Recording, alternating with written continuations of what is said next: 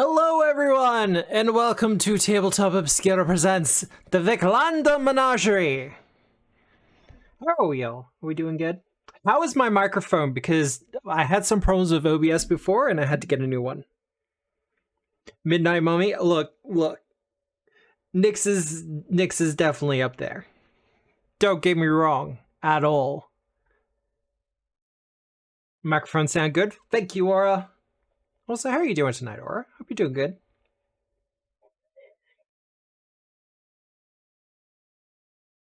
And what a solid intro of music, right? Well, if people are interested, this is the video game study lounge. Just universe drafting, honestly. Oof, world building, love it. I'm currently working on Black Powder Magic and Blood, or was working on it beforehand, and part of that has been we're doing up 2 new gods for it. Because I was kind of like, well, we kind of need a couple of revolutionary deities, don't we? 7 Deeds of Sandpoint tomorrow, right? I'm looking forward to it. I'm super looking forward to it. I really do enjoy the Wednesday group a lot. Just the Wednesday game in general. And 7 Dooms for Sandpoint is pretty good. More Blood in 7 Dooms? Actually, I think they're about to go back into the dungeon. Maybe do a little bit of research first? I'm not sure. I'm trying to think if I've got anything in the way of announcements. Not really. Yeah, not really. There's going to be some changes on YouTube, but I've already said that already. I'm probably going to be doing a Splinter channel. But things aren't really going to change there much at all. But yeah. Yeah, I can't think of anything. I do have a Patreon. I have a Patreon, I have a phone, I have a lot of fun stuff, so if you like what I'm doing here, you can support from there. Otherwise, the Viklander Menagerie. Now, show of hands, who actually has even heard of this? Or have I truly found a third-party product that is somewhat obscura?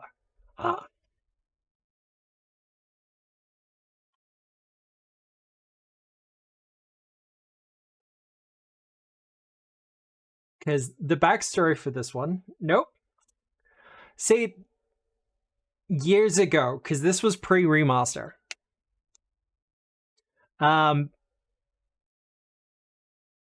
There's a artist on Twitter and Blue Sky, though I think they're only on Blue Sky now. The Goose is familiar. The Goose should be familiar. And they do a lot of like concept art and stuff like that, but they're really into Pathfinder as well. So they had this year-long project where they wanted to do a bunch of items, a bunch of creatures, and they were all going to compile into one book and then send it out. And this is the book that they came up with. It's only like 50 pages. I'm planning to spend at least 2 hours on it, potentially. But the artist, Hampus Viklander, I hope I'm pronouncing that right, I really do. That's the link to the Drive-Thru RPG, but I'll also grab their Blue Sky, because their art is fucking phenomenal.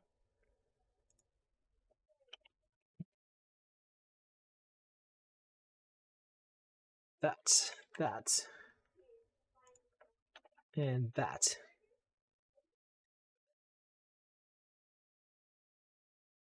But yeah, they do absolutely phenomenal art, and they're really into Pathfinder 2nd Edition. I reached out to them a couple of days ago and was like, hey, I want to do like a read-through / showcase of the book.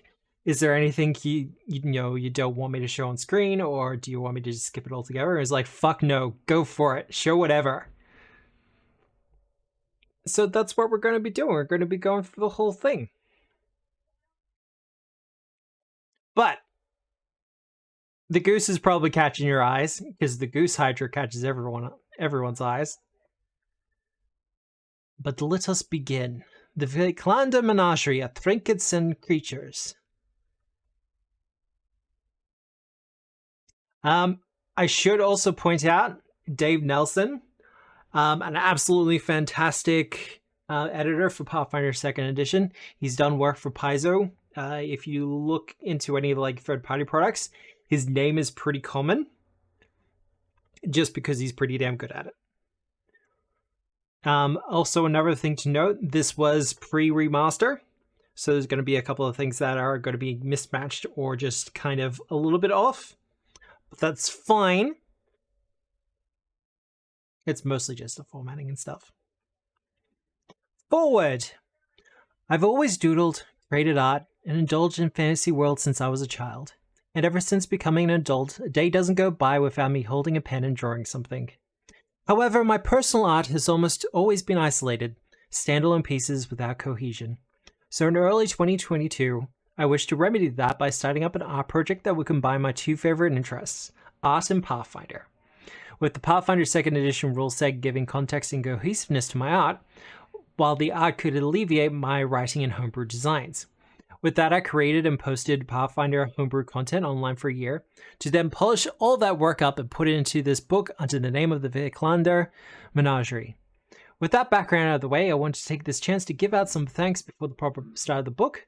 Posting one's TTRPG creations online can be quite daunting, as they often are heavily scrutinized if they aren't up to par with the standards set by the system for which they are made.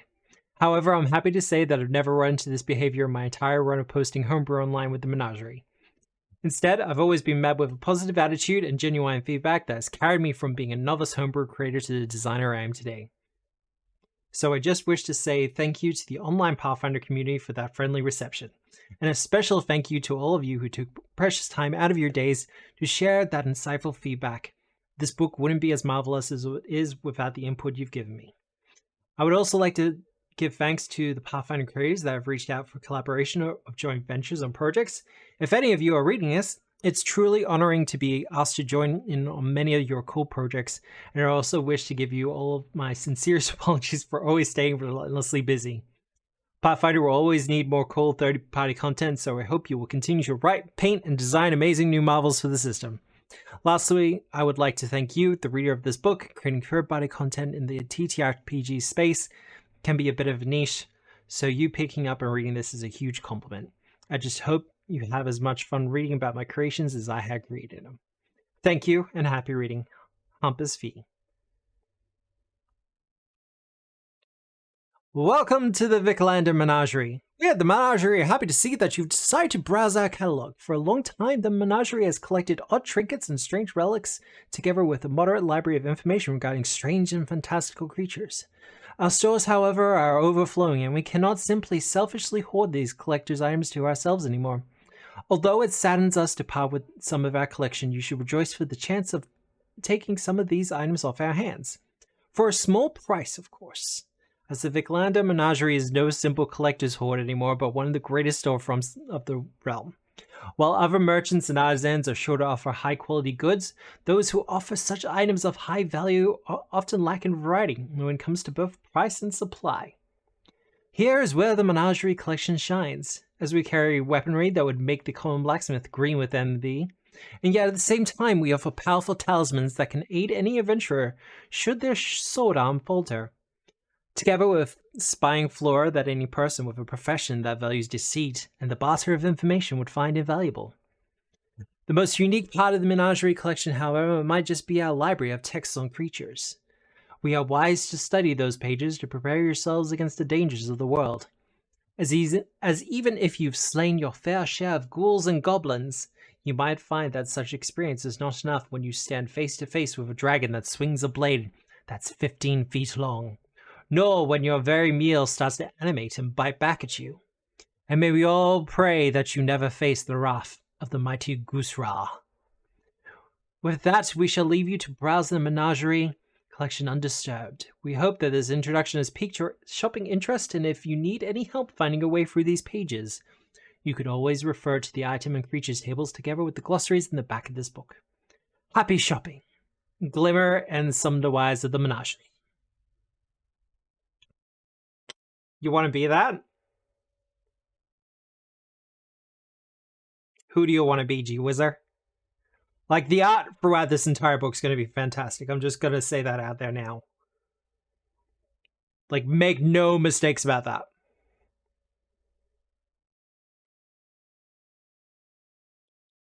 How to use this book. The Viklander Menagerie's content is written to be used with the Pathfinder 2nd Edition role-playing game. Although the tidbits of lore and descriptions provided in the Menagerie can be used wherever, the designs and mechanics of items and creatures won't find much use outside the Pathfinder 2e system. Dragon with a big ass sauce? Yeah. That character, what don't they have on them? Well, I want to say formateurs, restraint, quick. Furthermore, some abilities, descriptors, and common mechanics may reference or rely on other Pathfinder 2e publications. While many of these are listed in the appendix, you may need to refer to the Pathfinder 2nd Edition core book, as well as the Pathfinder 2nd Edition bestiaries or other Paizo material for more in-depth definitions. You could also go into the Archives of Nephis. This book is split up in two sections consisting of a section for creatures and one for equipment. The creatures section comes first and is organized alphabetically by creature type. Each creature entry provides some lore and background about the creature alongside statistics. After that, the equipment section follows, which for ease of navigation has been split into three subsections consisting of knickknacks, weapons, and worn items. The equipment section provides straightforward weaponry and gear that any adventurer can pick up, but also some more cryptic entries that should grant GMs some new tools as well. I'm pretty sure every piece of item on their person is in this book, including the dragon. But creatures, from adorable and mischievous fae to great and frightening dragons, creatures are what the common adventurer will interact with most in their day-to-day. Therefore, it's important to make sure one has studied up on the creatures of the world. Here at the Menagerie, we've gathered a catalog of creatures available to browse for any such adventurer that wishes to adequately prepare themselves against hostile foes, or to see which creatures out in the wilds might become valued friends and allies. It should also be said, if you, our esteemed customer, are of a nefarious occupation, the creature section is brimming with several evildoers that are more than happy to join you in any scheme you might be plotting. Disregarding whichever occupation you partake in, the Menagerie's library of creatures should be of great value to you, as it covers many things that aren't found in ordinary bestiaries. From common animals such as the cannon shell crab and sky pike, that somehow have not been noted down in any larger publications, to more reclusive beings that ever hunger for knowledge, like the Mindstalker or the Intellectus. Knowledge of these creatures and their abilities may be of great importance. As previously stated, these beings are covered in many other publications, but very much still prowl the wilds, creep in forgotten crypts, and hide in plain sight. For ease of navigation, we provide this creature table in alphabetical order. For additional table, you may refer to the appendix in the back of the book. We're going to be going through this in order, so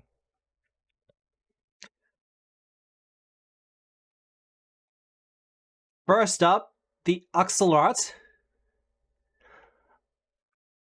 Oxalorats are beings that maintain the balance of canon, of what should be known, and perhaps more importantly, what should not be known.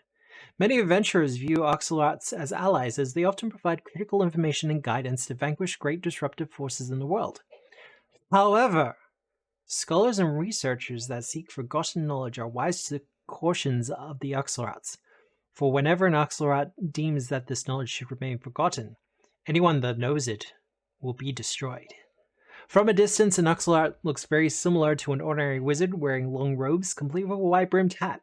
However, any closer inspection dispels this illusion, as the creature has no legs, instead hovering slightly above the ground. Furthermore, its crystal ball head and four metallic hands are not attached to its body, but float in midair, animated by green energy, arcing from its ornate chest plate.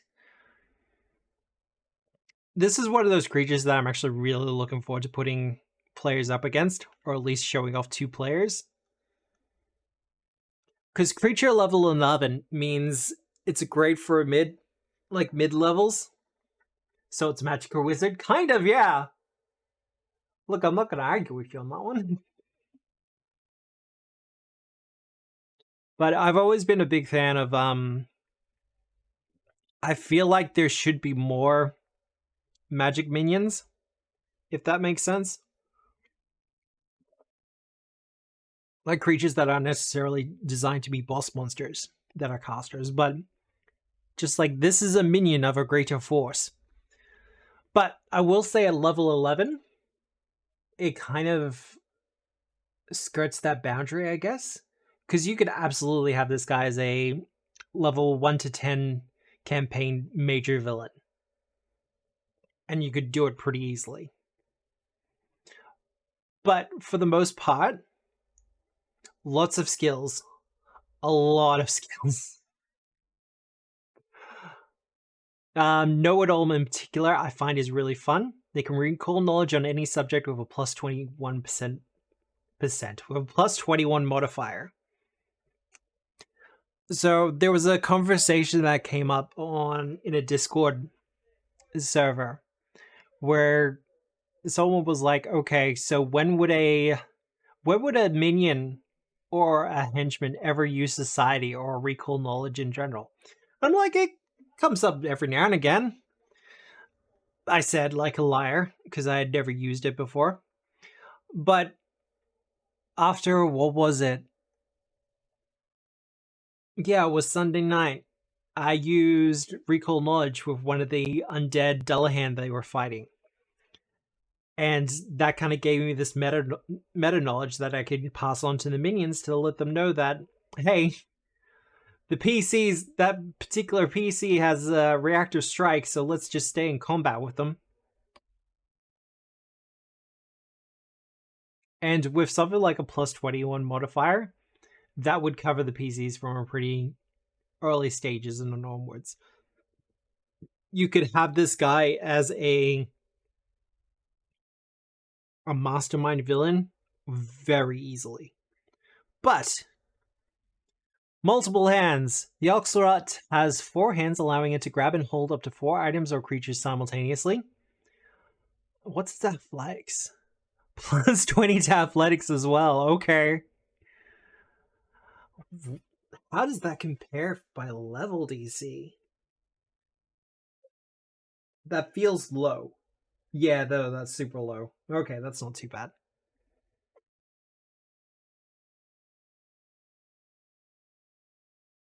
Multiple hands, what are Starfinder Rogue? Well, more to the point, it's 4 ones.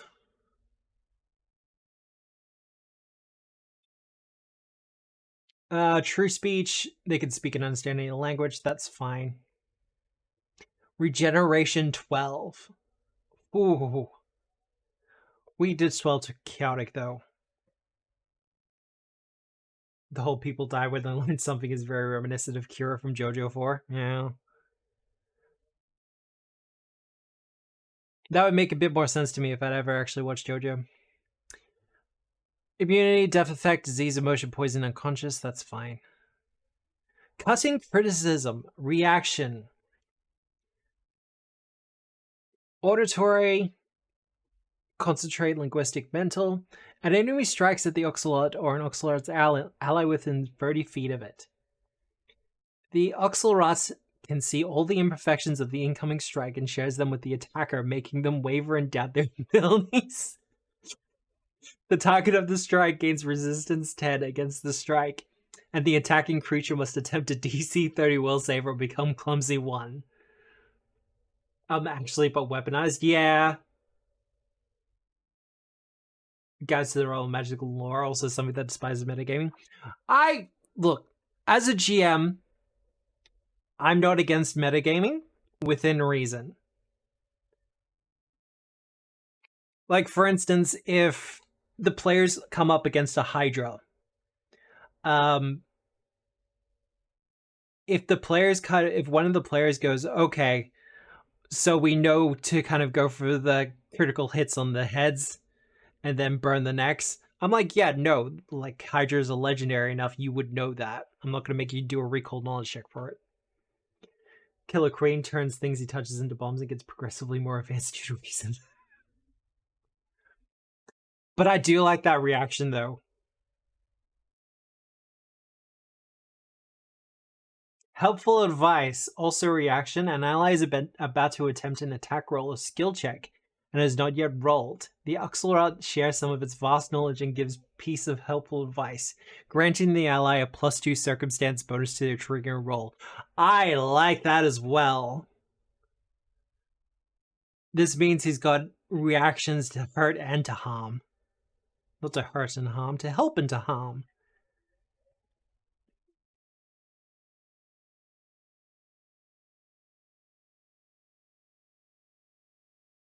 Yeah, because you don't have to do as an... Alternatively, you could have as an A check, where he doesn't have to prepare for it.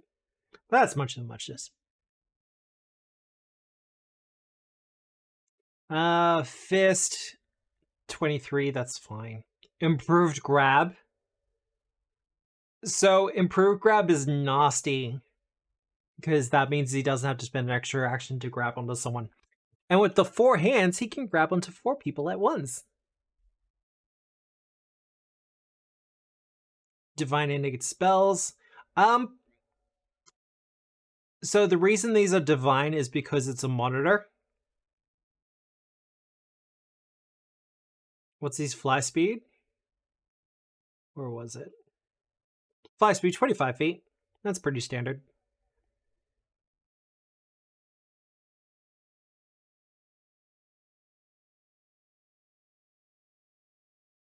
But I would argue maybe switching out the divine casting for arcane. Like, this is fine as is, don't get me wrong, but giving some, like, arcane power, especially if you're going to have him as a villain or an enemy to fight. So what level is the Stolen Fates crew at? 13th? 14th? Something like that? Yeah. What? What do you mean no? Enforce the cannon. 2 actions. The Oxalot has 1 or more creatures grabbed. The Oxalot attempts to destroy any knowledge it deems unfit by sending a shock of energy through the minds of the creatures it has in its hands, dealing 5d8 mental damage to each creature it has grabbed. Each creature grabbed by the Oxalot must attempt a DC 30 will save. The creature takes no damage, full damage. Stupefied 2 for 1d4 rounds. Oh, I love that.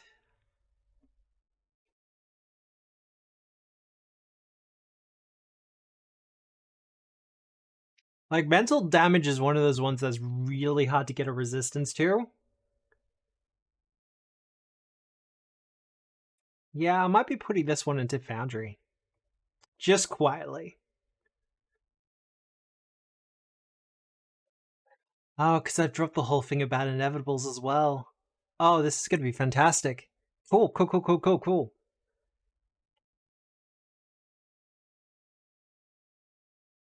Yeah, no, I like him. I'm thinking 1 or 2 with a couple of other inevitables. Yeah. Anyway, next one.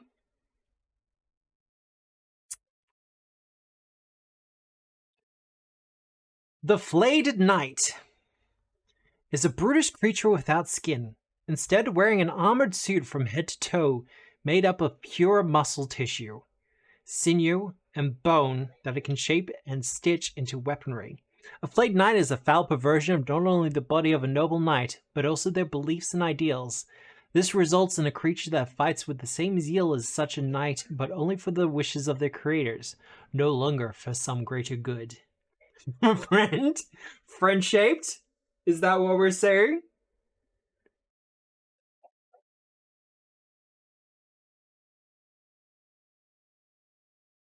I mean, I could put the Black Frost template on him. Knight of Crotus.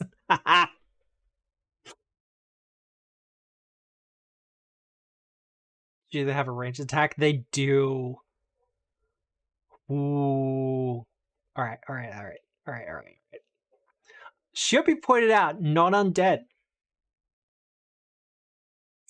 Probably should be, but not undead.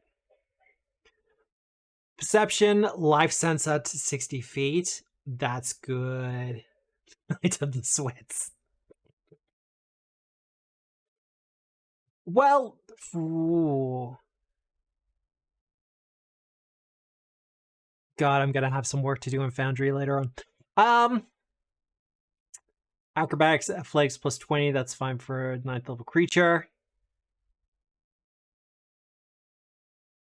Aw, thank you, Phoenix. You get way more Nexium bioengineer vibes. Yeah, you could do it either way. Or, so hear me out. Stolen Fates, they just got to, not Stolen Fates, Gatewalkers, they just got the Lepidstadt. We could do something there with these. Yeah, I definitely think we could do something with those. But, fast healing 8, weakness slashing 8, that's fine.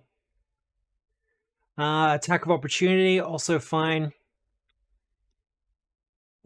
Warped Zeal, once per day. See, I like it when, just before we get into the actual ability itself, I do like it when people write up a bestiary entry and they have multiple reactions, but one has a limiter on it, like a frequency limiter on it. That way you're not kind of always struggling to figure out which reaction to do. Cut stuff thinking of how it has a muscle skirt. Well, I mean, there's something we could say about the lining there. There's definitely a joke there I'm going to leave alone. Once per day, the Flayed Knight fails or critically fails a will saving throw. Reroll that saving throw and take the better result. Yeah, alright. Because will is pretty weak, so... I would be careful about using this, though. Because... Lord knows I have some players who just cannot land a spell.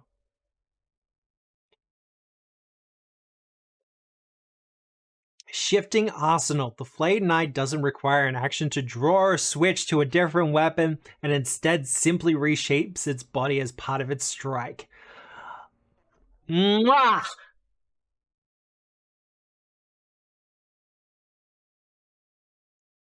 I love that so much. More creatures need quick draw.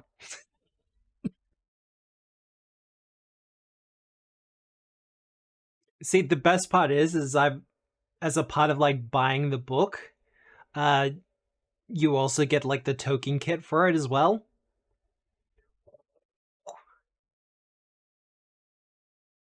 It's a good detail, yeah. Because it doesn't come up too often, but there are times when it's a good idea to be able to do a melee strike and a ranged one. So being able to change them as opportunity demands without having to shift it is really great. Oh, and this is even better. Bone Spear, Piercing, Rib Hammer, Bludgeoning, Claw, Slashing with a Grab. And it's got the grab built in, so an extra action. Oh, I love that. And a Sinew Longbow.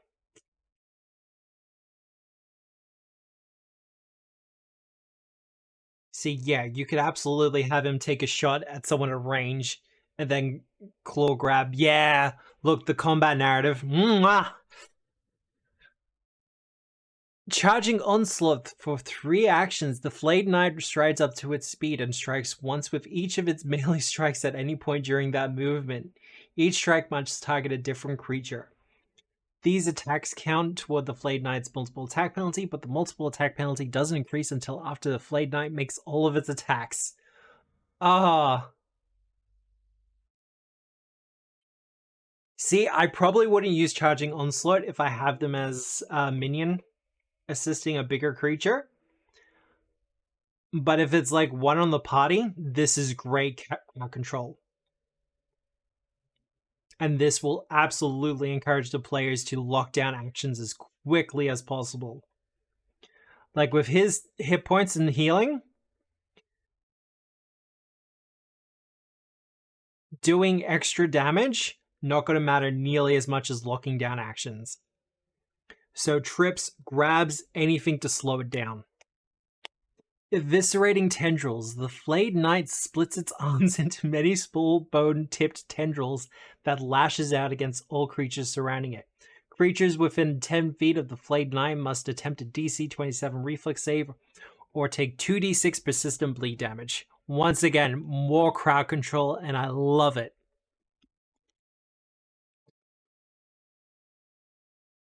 Put 2 of these against the party, you're good to go.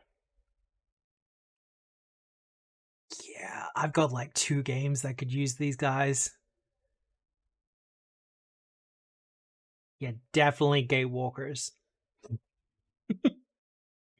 But that's it for the Flayed Knight. Absolutely loving it though.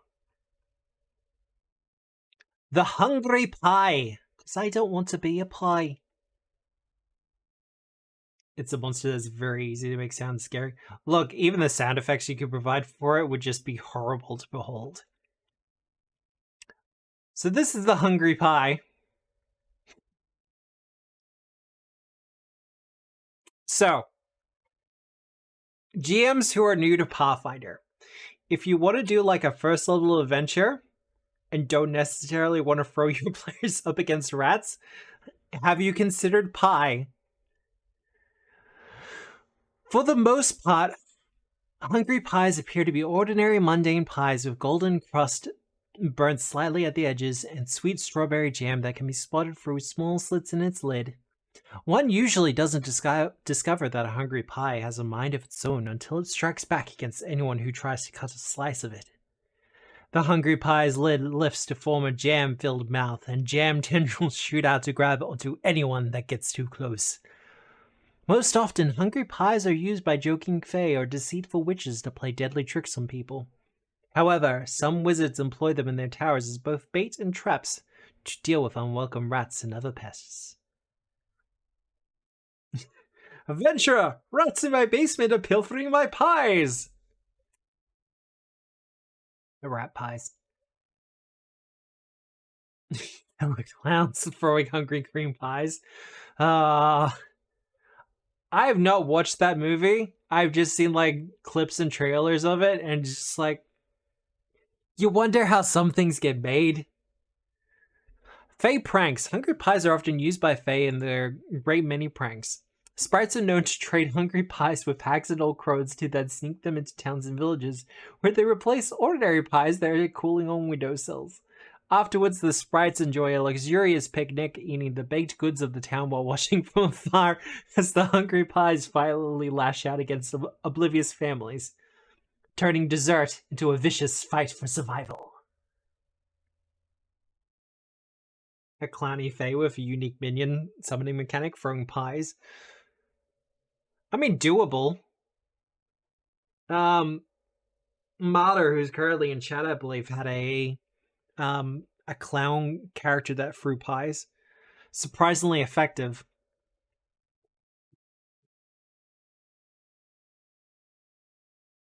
Tiny apparition, of course. Harmless pastry. One action, concentrate. The hungry pie retracts its tendrils and closes its mouth, assuming the form of a harmless and appetizing baked pie. It has an automatic result of 24 on deception checks and DCs to pass as a mundane pie. Basically what that Jello snail monster from Gatewalkers did? Yes, actually. Absolutely.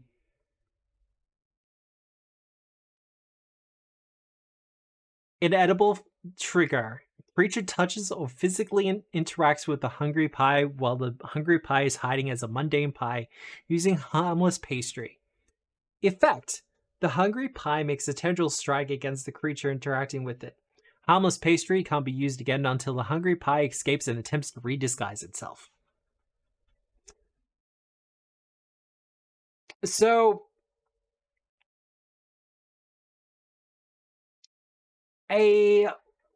actually, I'm pretty sure it's in Monster Core. Pretty sure it's in Monster Core.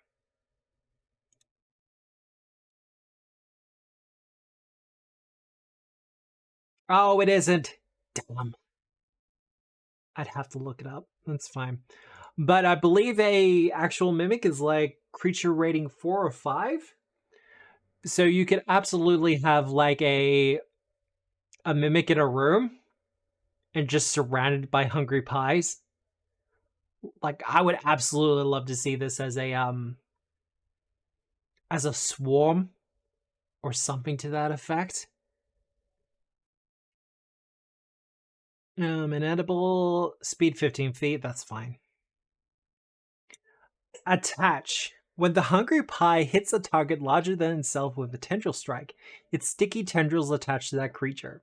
This is similar to grabbing the creature, but the hungry pie moves with that creature rather than holding it in place. The hungry pie is flat-footed while attached. Brave adventurers, you have succeeded in my quest. Here, have a pie. The hungry pie is attached to a creature. Effect. The hungry pie bites down on the creature with its gums, coating it in acidic jelly, dealing 3d4 acid damage.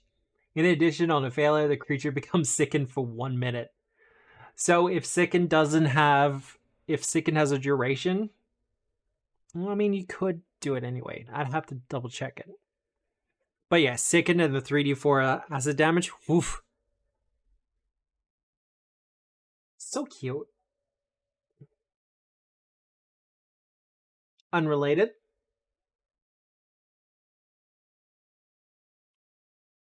That pie's doing a good Pokemon. Yeah, no, that's actually pretty good. Now, the Intellectus. Look at this guy. The Intellectus is a living warning that not all texts should be read, as some only carry cursed and forbidden knowledge. The discovery of such knowledge permanently warps a person into this odd aberration, forcing them to spend their lives searching and compiling dangerous knowledge and strange theories that only make sense to themselves. The few fools that seek out and try to understand an Intellectus's notes and research often end up turning into one as well. An Intellectus brain grows so large that it breaks free of their cranium, creating a large tumor-like growth on top of their head. Another recognizable trait is their eyes that have sunken so far into their skull that only faint glimmers remain. This is what doom scrolling does to a man, right? Foreboding transformation. Although encountering an Intellectus is a fearsome experience in its own right, adventurers witnessing the transformation of such a creature might become more frightened or intrigued of the object that transformed it than the Intellectus itself. Some risk much to collect such a powerful item to aid them on future quests. Creature level 8. But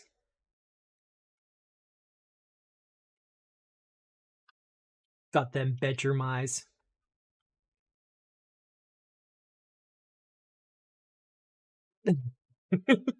I mean, maybe. Thought sense. The Intellectus senses all non-mindless creatures at the listed range. Force sense 60 feet. So you cannot, if you are a living creature, you cannot hide from this thing. If you have a mind, it knows you're there.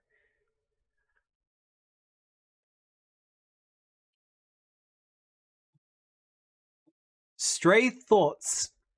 30 feet, aura. Just being in the vicinity of the Intellectus is mentally draining. A creature entering or starting its turn in the aura must succeed at a DC 25 will save or become stupefied 1 for 1 minute. A creature that succeeds at its save is temporarily immune for 1 minute. So, GMs, you need a hard counter for your wizards? Or the casters in your party? Someone's got you covered. Because stupefied and aurora, I know casters tend to have pretty good will saves, but what is this, level 8? Is this going to be a hard DC by level or probably average? Creature 8, DC 25. Yeah, pretty moderate for that level. So there's probably about a 50-50 chance of the wizard actually failing that. And Stupefied 1 is very bad for casters.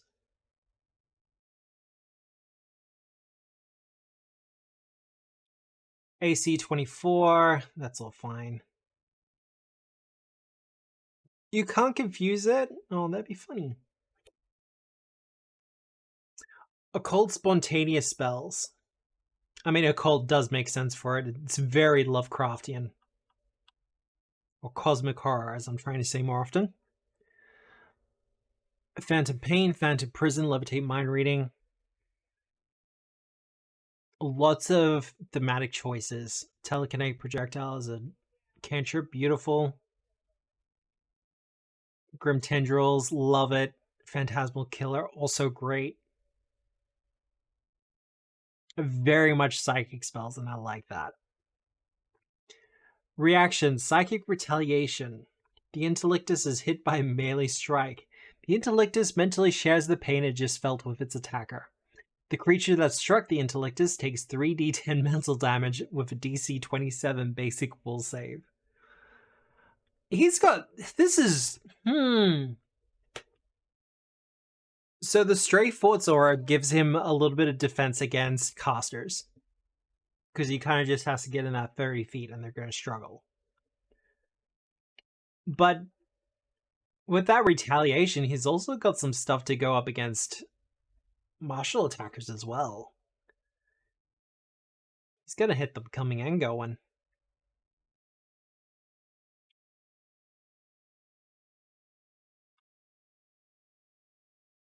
Our creature level 8 as well.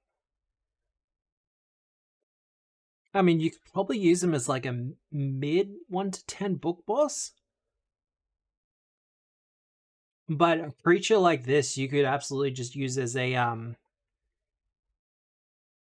players are after forbidden knowledge. Like they're trying to hunt down a big bad or something. Trying to find the big bad's weakness.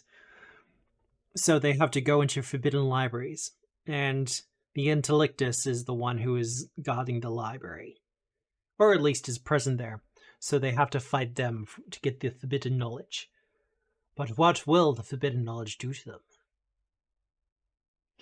And I guess going with that, I think the only thing I'd think would be missing from it, and I would like to see, would be the actual curse entry for it. I would like to see an Intellictus curse. That would be a lot of fun.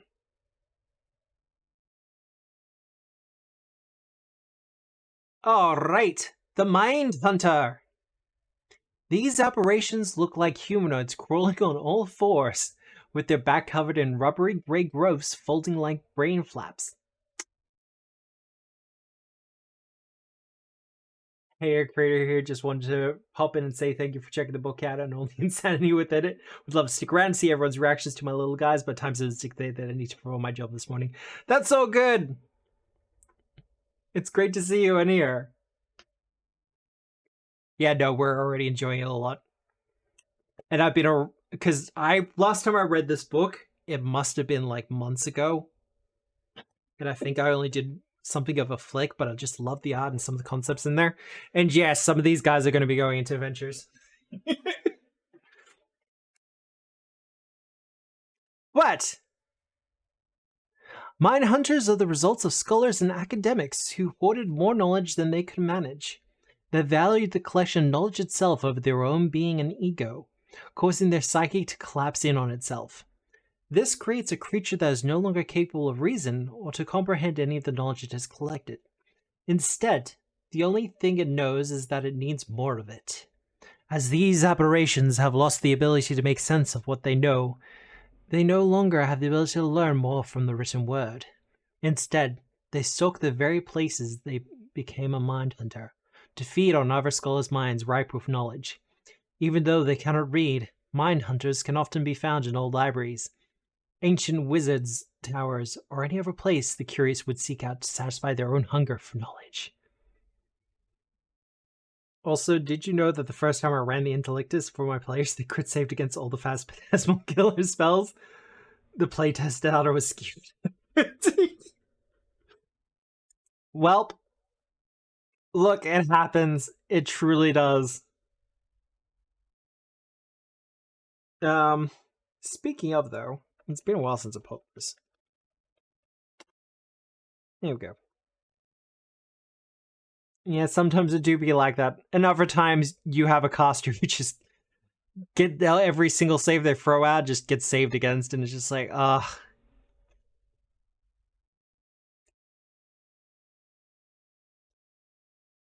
But Mindhunter Treasure. Treasure is meaningless to Mindhunters as they can't comprehend the value of material things anymore. However, since they often originate from mages or scholars, items like scrolls, wands, staffs, and other valuable magical implements can usually be found close by. I mean, what? 5? I think every time I've ran a death effect move or spell, somebody has double crit failed against it. Yeah, no, look. What was it? Agents of Edgewatch? Twice the caster in the party was like, Phantasmal Killer! And we had both times critically failed against it. It's just like, oh god. 5, 8. Sorry, just checking something quickly.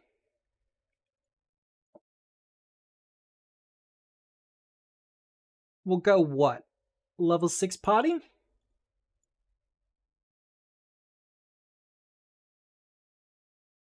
Severe. What level were these? 5.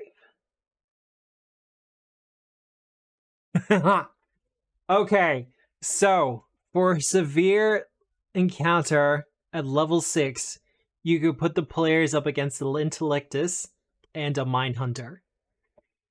You'd need something else to give it a little bit of extra XP because you'd be down by 10. But alternatively, level 5. For a level 7 severe encounter, you could have one Intellectus. Stop your you could have an Intellectus and 3 Mindhunters. But reaction, Deranged Mind. The Mindhunter is targeted by a spell with the mental trait. The Mindhunter's mind has become so deranged that anyone trying to affect it may suffer backlash. The creature that casts the spell must succeed a DC 22 will save or become confused until the end of their next turn. Confusion, that would suck. It also doesn't have a range on it. That's nasty. Speed 30 feet, climb 20 feet, because, you know, this thing needed a climb speed. Tentacles with grab, that's fine, because we're going to have a mind suction thing.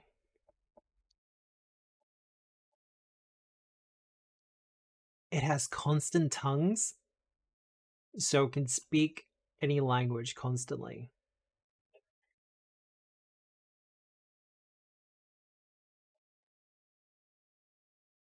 So it knows enough to be able to get more knowledge. Alright. The Mind Hunter has a creature grabbed. 2 actions. Mind Suction. The Mind Hunter's tentacles curl around its target's cranium as it starts to suck out the thoughts of its prey, dealing 4d8 mental damage. DC 22 basic will save. In addition, on a failed save, the target is stupefied 1. If the target fails additional saves against this ability, the condition value increases by 1 to a maximum of stupefied 3. This condition value decreases by 1 every 24 hours. Ooh.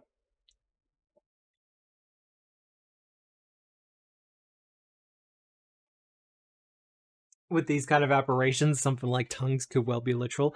I think it might be a little bit literal there, Ninzad.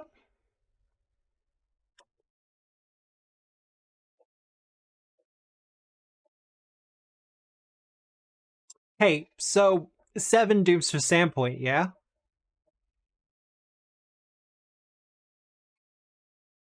Does anyone think I could probably put this into Foundry before tomorrow night? Asking for a friend. The friend might be me. Because they are level 4. I'm gonna have to check the dungeon and see what can be done. Because I think this might be a fun surprise for them to kind of run into.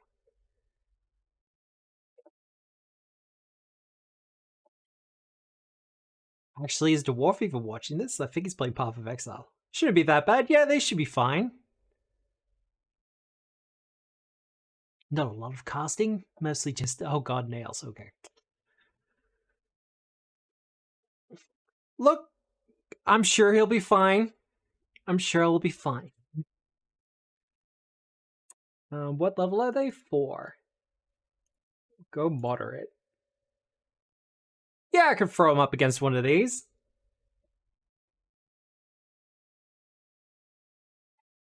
Especially as a low encounter, we'll see what's in the dungeon. But no, I do like that. Could you imagine packs of these running around an old library? That would be terrifying and amazing.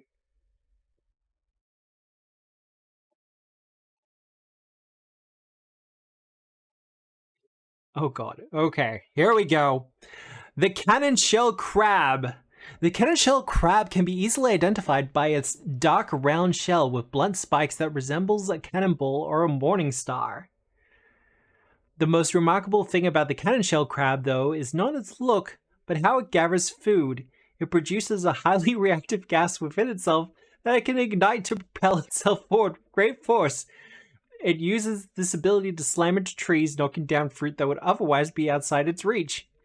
Although the cannon shell crab is normally quite docile, a startled crab will launch itself at creatures that frightened it, often breaking the lower legs, ankles, or knees of that creature. Can I play this crab? I don't think I'll get to it tonight, but I did pick up a Pathfinder Infinite product that was crab people. Prized prey. Although a risky creature to hunt, the cannon shell crab is well sought after, not only for its meat, but also for its incredibly durable shell that can be adopted to make a wide array of tools and utilities. Most commonly, the shells are fashioned to be simple mallets or cooking pots. Finally, the crab's special gas gland is quite valuable, as it can be used as an explosive, mimicking the properties of alchemist fire lesser. I love little details like this as well, because it lets me as a GM know what kind of loot to drop. Crab tournaments! There's the artwork for it, by the way.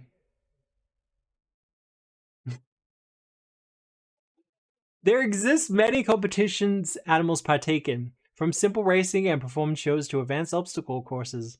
But most competitions pale in the excitement of cannon shell crab tournaments.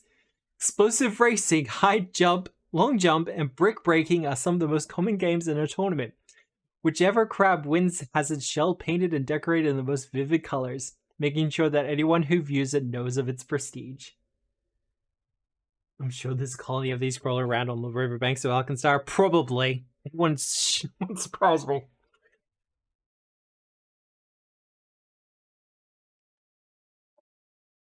Okay, so hear me out. Creature level 2. Adventure idea.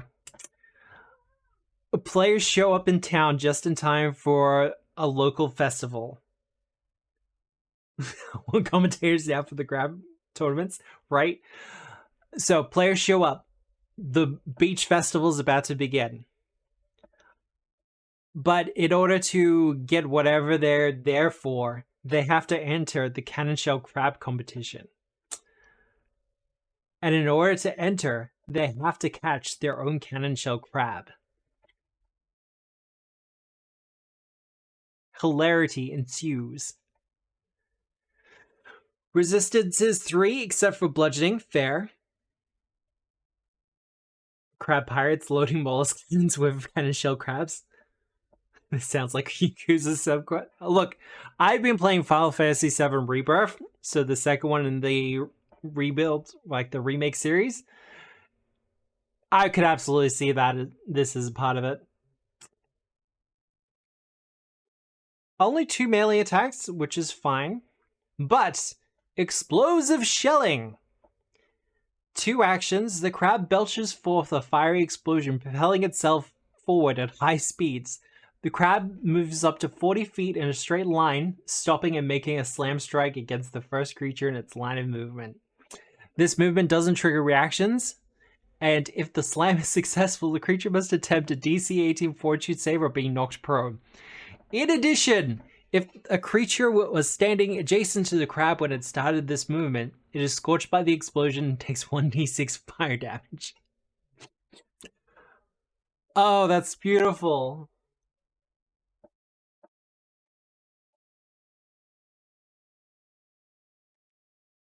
Like, the D10 plus 2 bludgeoning is not that bad at 2, but put a party up against like 4 of these. Because there's no cooldown on this. It's just a 2-action charge.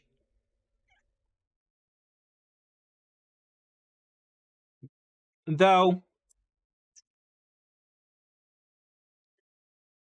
animal companion? Like familiar, absolutely.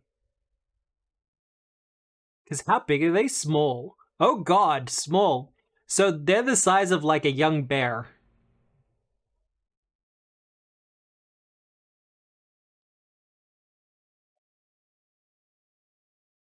Or potentially a halfling. Okay. Alright. We're going to do one more and then we're going to go on a quick commercial break. Just to keep those pre-rolls away. Sky Pike. The Sky Pike is thought to be a creation of some mischievous fae that fished out an ordinary pike from a lake, gave it a set of wings, and made its gills filter air instead of water. Although most such pranks are short-lived, the Sky Pike has managed to subsist in its new habitat and can often be seen skulking in the canopy of trees, waiting to ambush prey on the forest floor. Swarming recluses. Although sky pikes are usually solitary animals, during their mating season, large groups of them gather over wetlands to reproduce, creating swarms that resemble the foliage of trees from afar. These swarms have been nicknamed sky trees, and the spectacle is often viewed and celebrated as a sign of summertime soon arriving. Another sport that halflings can take part in. Pretty standard creature one. That's the picture for it, by the way. Tear. The Sky Pike's last action was successful. Bite strike against a creature. The Sky Pike tears into the flesh of the creature and rips a chunk out of it, dealing 1d4 persistent bleach damage. This is good. Especially at a 50-foot fly speed. Quite literally, just a case of they fly in, first action, second action, strike. If it's successful, they can do a tear. That's a good 3-action rotation for a creature. The Goose Raw. 50 feet. Yeah, Sky Pike.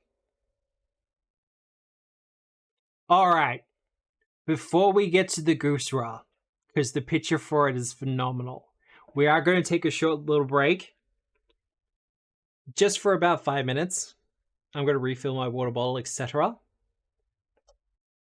And run those commercials and everything else like that. Otherwise, we'll be back very soon, and I hope to see you then.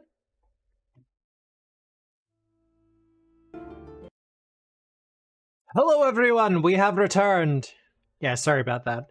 It's just if I don't run ads every hour, the occurrences of pre-rolls increases.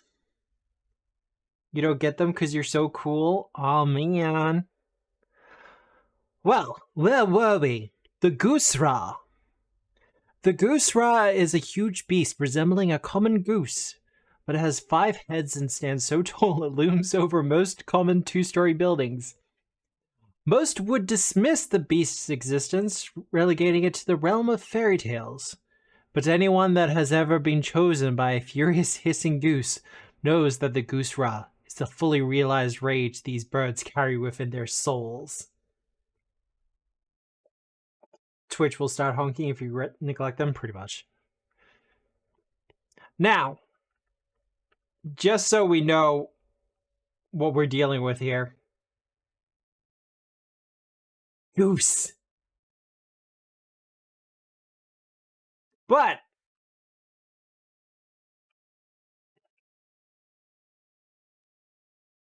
attack of opportunity, beaks only. Scourge. Weaknesses, slashing 10, immunities to area damage, which is interesting, but I understand it. This is an interesting thing that you don't see often, but you should have it for these kind of creatures, and that's the separate hit point total for each of the hits. Attack of opportunity, also reaction, decapitation, retaliation. A creature within reach of the Goosera's beak attacks...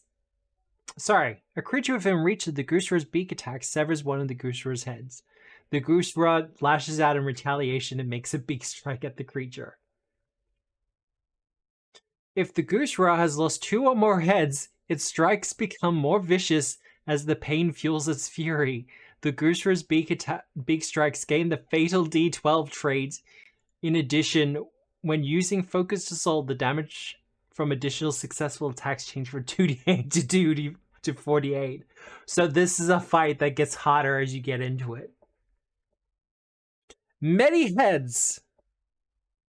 A Goosera ordinarily has 5 heads. Creature can attempt to sever one of the Goosera's heads by specifically targeting it and dealing damage equal to the head's hit point total. The Goosera has no natural way of regrowing its heads, but some of its defense abilities are affected by how many heads the beast has.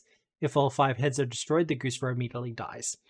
I like that it actually doesn't have regeneration. Enjoy the MTG card.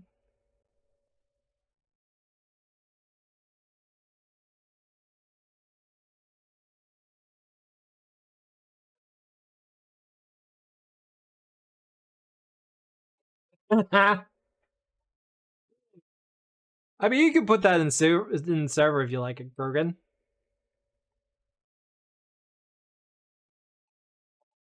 It's such huggers.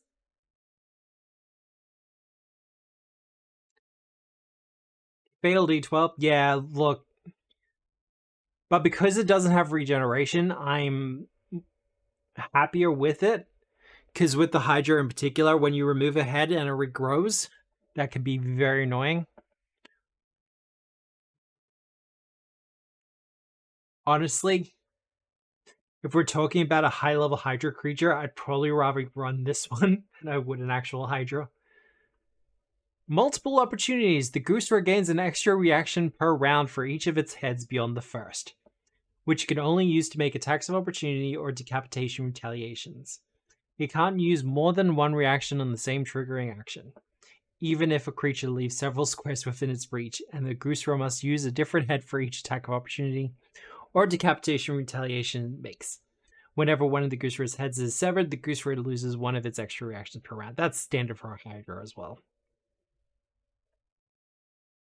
But multi-headed creatures like this are really good counters for parties that have a lot of melee or a lot of frontliners.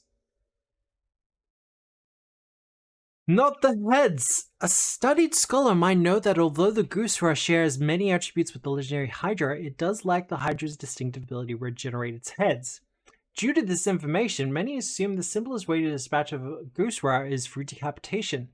However, many fail to realize that the Goosera has heads to spare, and decapitating it only fuels its primeval rage.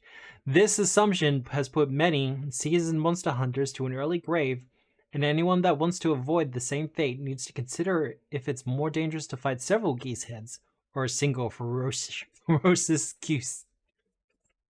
I can do words. Look at that. Look at him. Adorable. Are those tongues bobbed? The tongues are bobbed. Okay. Now, the focused assault and storm of beaks is the same as you get for a Hydra, but frightful honks. Auditory emotion fear. The Goosera unleashes several blood-curdling, screeching honks that terrify those around it. Each creature within a 100-foot emanation must succeed at a DC 29 will save or become frightened 2. Frightened 3 and fleeing as long as it remains frightened on a critical failure. Creatures that attempt this will save are then immune to frightful honk for 24 hours. Whew. Multiple long-range reaction strikes to this melee magus.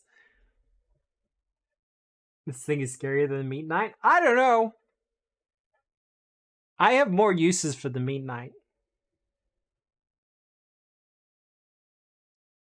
Though once again, I'm kind of thinking maybe Sandpoint. See, I attempt each head with a bountiful sacrifice of grain, trapping each head, then decapitating them all at once. Well, like swans, geese do like bready products.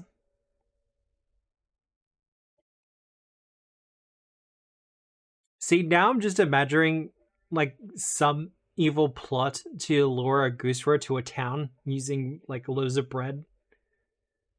Because this is a huge sized creature.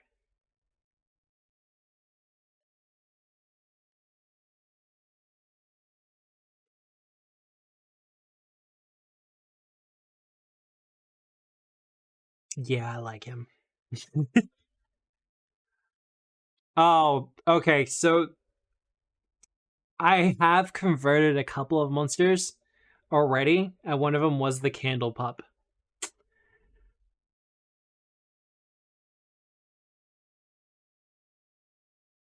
Friend? You have... Oh no, you've accidentally drawn the attention of the Goosera while baking the ultimate loaf. Oh no. Garl. You're in danger, Garl! The Candle Pup. These things are so fucking adorable, you have no idea. The Candle Pup is a construct that can best be described as a fusion between a candle holder and a dog. Its lower body is made of metal and consists of 4 legs that hold up a drip pan upon which a candle sits. The soft wax of the candle is easily shaped and animates to be the pup's face. The Candle Pup is often utilized by scholars and mages to not only keep their gloomy studies and laboratories well lit, but also to grant them some much needed company. The pup is given life by housing a lesser flame elemental in it, and they take on a behavior very similar to that of domesticated dogs. Although most of the time candle pups are very approachable and friendly, they are also very protective of their homes, driving away any perceived intruders with claws and a blistering hot wax. Oh, you need to show Dwarf this candle? They're perfect puppo for those halflings in certain communities? Yeah. A mage's best friend. For many conjuring creatures from the beyond is a battle of willpower that often creates a strained relationship between the summoner and the summoned. This, luckily, is not the case for the Candle Pup, as a mutually beneficial deal is struck between the fire elemental that inhabits the construct and its summoner, where one gains a lovable companion and the other is overly pampered and given constant attention. It is a small construct instead of an elemental. Weakness to cold, resistance to fire, but not outright immunity. Candlelight. The Candle Pup's candle sheds bright light in a 20-foot radius and dim light to the next 20 feet. The Candle Pup can suppress or re-establish its candle's light with a single action, which has the concentrate trait.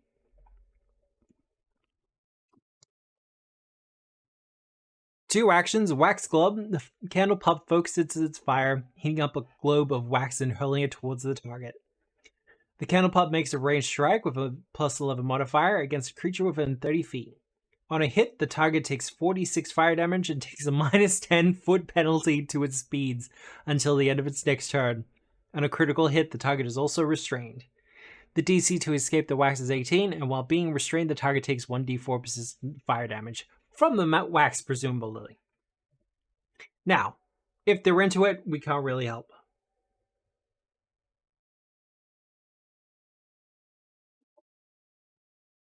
But yeah, these are fucking adorable. See this, yeah. Construct companion, familiar. Like, I could absolutely see this little guy as a specific familiar. I mean, look at him.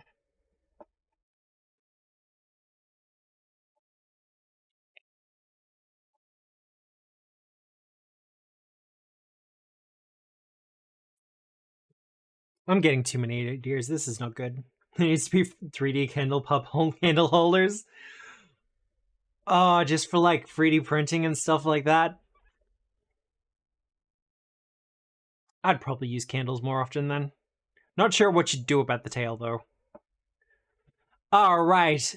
The Avaritzian. Avaritzians are formed from the souls of individuals who hoarded profane amounts of wealth in life.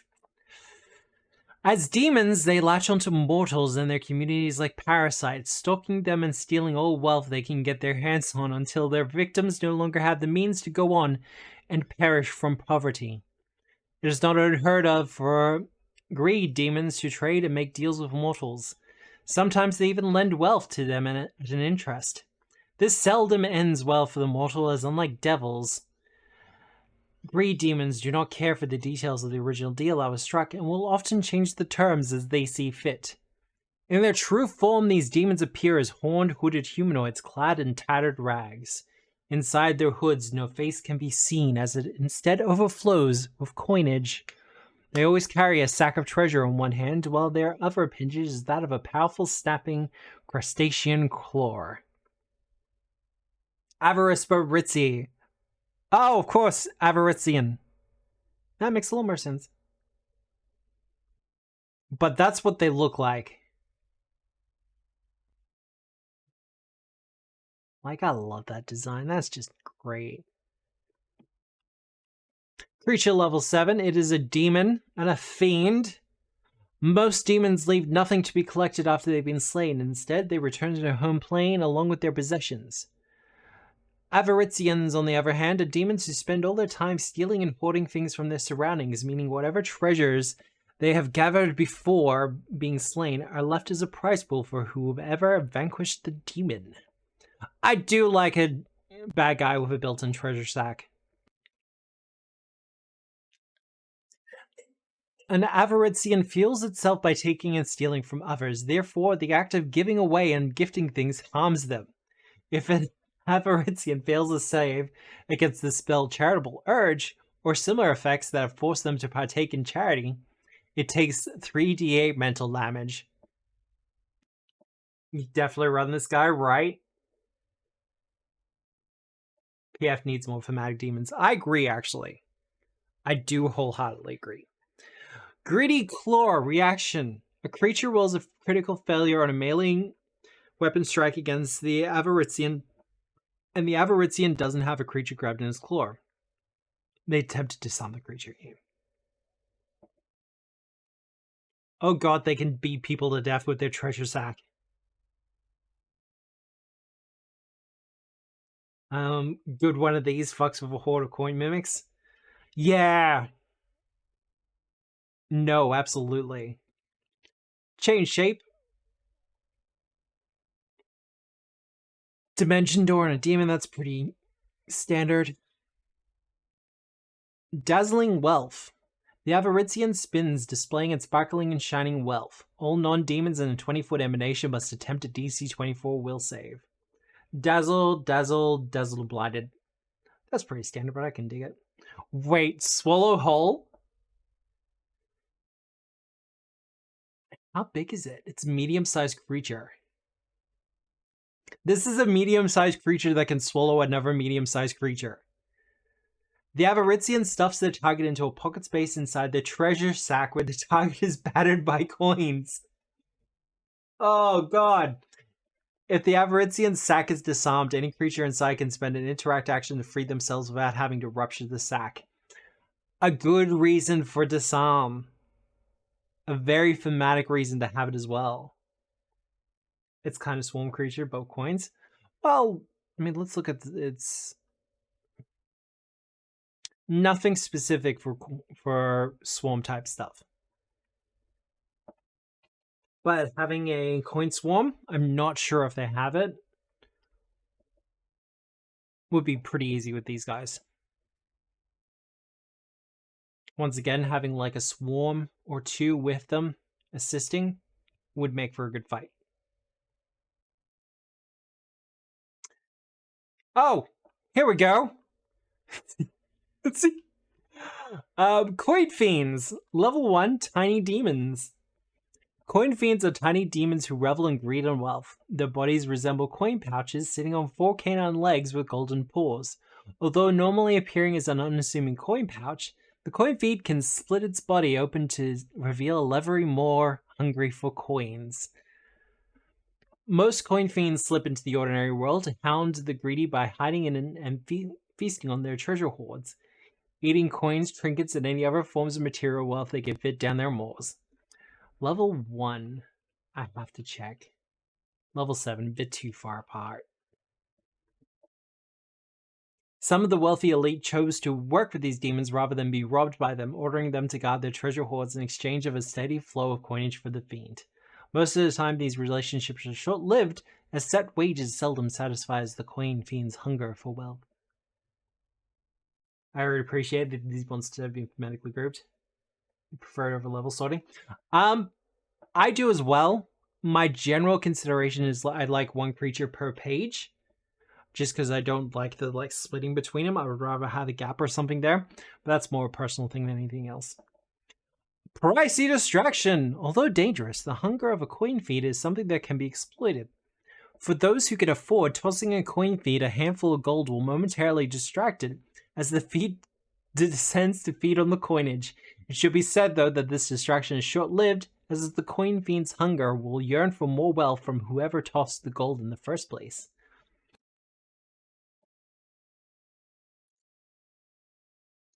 Pretty standard there. Weakness, cooldown and good. Poverty weakness. Coin feeds feed on wealth and greed, and thus the display of poverty disgusts them. If an attacking creature uses a weapon or wears equipment that is visible and has the broken condition, or is a shoddy item, the coin fiend becomes sickened one.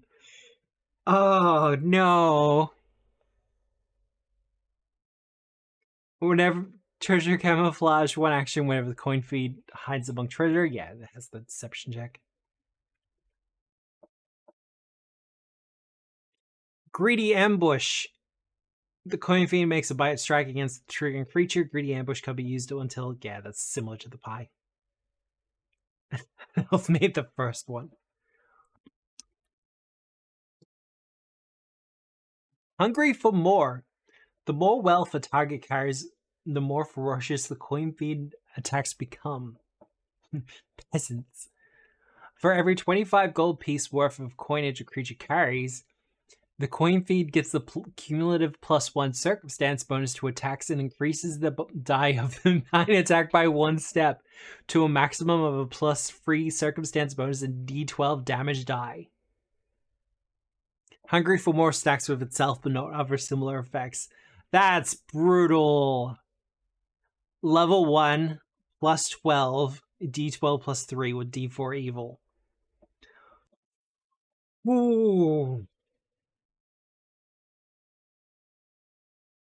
So, greed does feed greed, right?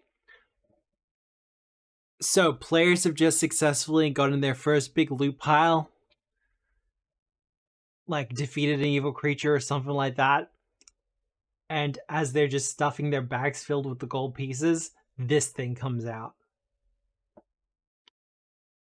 The problem is if a nation uses cold iron as its currency. See, I have considered world building things like that in the past. Like for a certain nation that's had problems with demons in the past, that they use cold iron as a as like their gold standard or their gold piece standard instead of gold. Just because, you know, they have to deal with demons so often. The Scarf Dragon. Scarf dragons are draconic hatchlings that have had their natural instinct of hoarding treasures warped. Instead of searching for gold, magical artifacts, and trinkets, they hoard comfort in soft fabrics. They are most often seen wrapped in a tube of scarves and often long fat and other long fabrics, with only their head, arms, and wings poking out. Although primarily a solitary creature, there are many occasions where scarf dragons are willing to accept others' company. Being creatures of comfort, a scarf dragon views anyone that can provide such comfort better than itself as a highly valued ally, and it's not too uncommon to see scarf dragons be kept as pets by well-off nobles. However, it should be stated that anyone that impedes on a scarf dragon's coziness will immediately face its breath weapons. Well, look at this thing.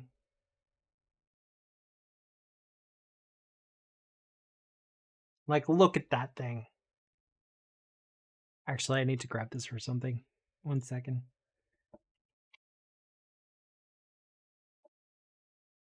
It is, in fact, a dragon burrito. Where is pets?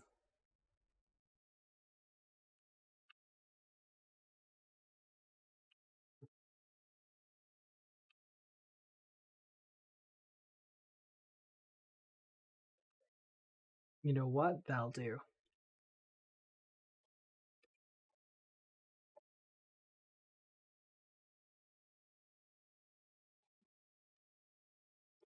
Just something dropping in the Discord. Don't worry about it. It's fine. Fussy threads. Although similar to in stature and build, no scarf dragon is like another, as every single one of them have strong opinions on what kind of fabrics are the most comfortable to nestle into. While one might be able to charm one scarf dragon with fine, smooth, single-colored silks, another might prefer a patchwork blanket filled with bright colors and patterns. To make sure one doesn't insult these little creatures, it is wise to present them with a wide array of fabric options if one is attempting to befriend them.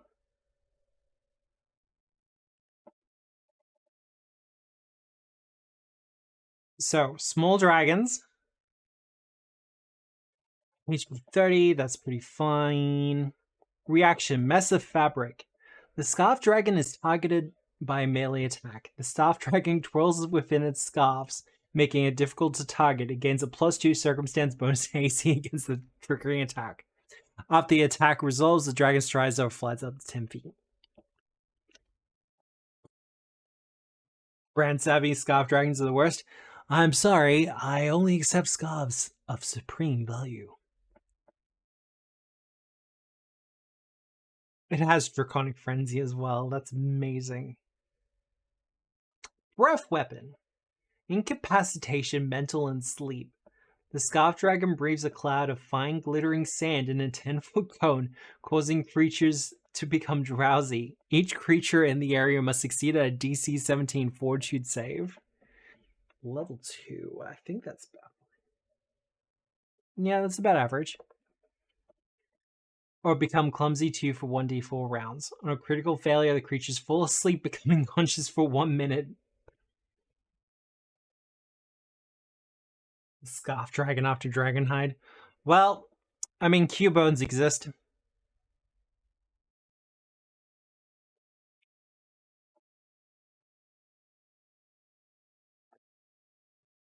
Oh, here's one.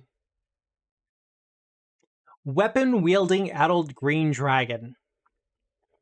While most dragons are formidable foes in their natural state, a few crafty ones have decided to make use of some of the weaponry they've collected for their hoards. These dragons take their weapons from giants to wield for themselves, and although one might think a large winged lizard carrying a humanoid weapon through the air might look silly, there is no debating that the amount of force these dragons can output in a swing by twirling and twisting in the air is truly frightening. Odd business partners. Most weapon-wielding dragons take their weapons from battles with giants. A dragon that has come to love doing battle by wielding weapons often yearns for more than a hand-me-down implement of destruction, and seeks out all kinds of great smiths in the world, even the giants themselves. Red dragons often partner up with groups of fire giants as they can withstand the heat of their forges, while clever and crafty green dragons tempt greedy groups of dwarves with treasures untold in exchange for the labor of their smiths. But I'll show you the picture for him. Because although the stat block is in here, these are more for, this is more a template than anything else. Because it has the instructions there for actually creating one for yourself. But look at that. He's so happy.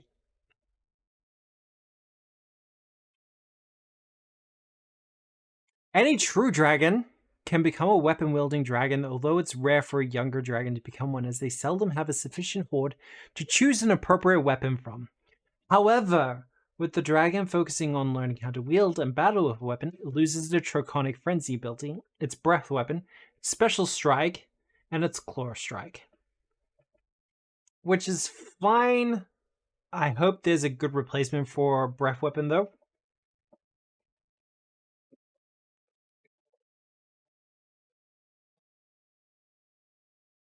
A weapon-wielding dragon gains a new strike depending on its weapon choice.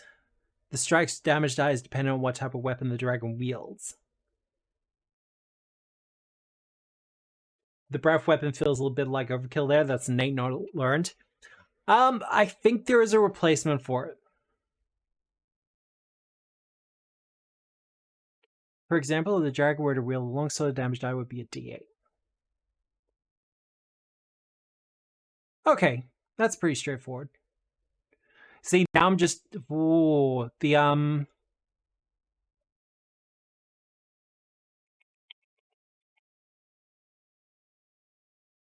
Where was it? Where was it? It's that one.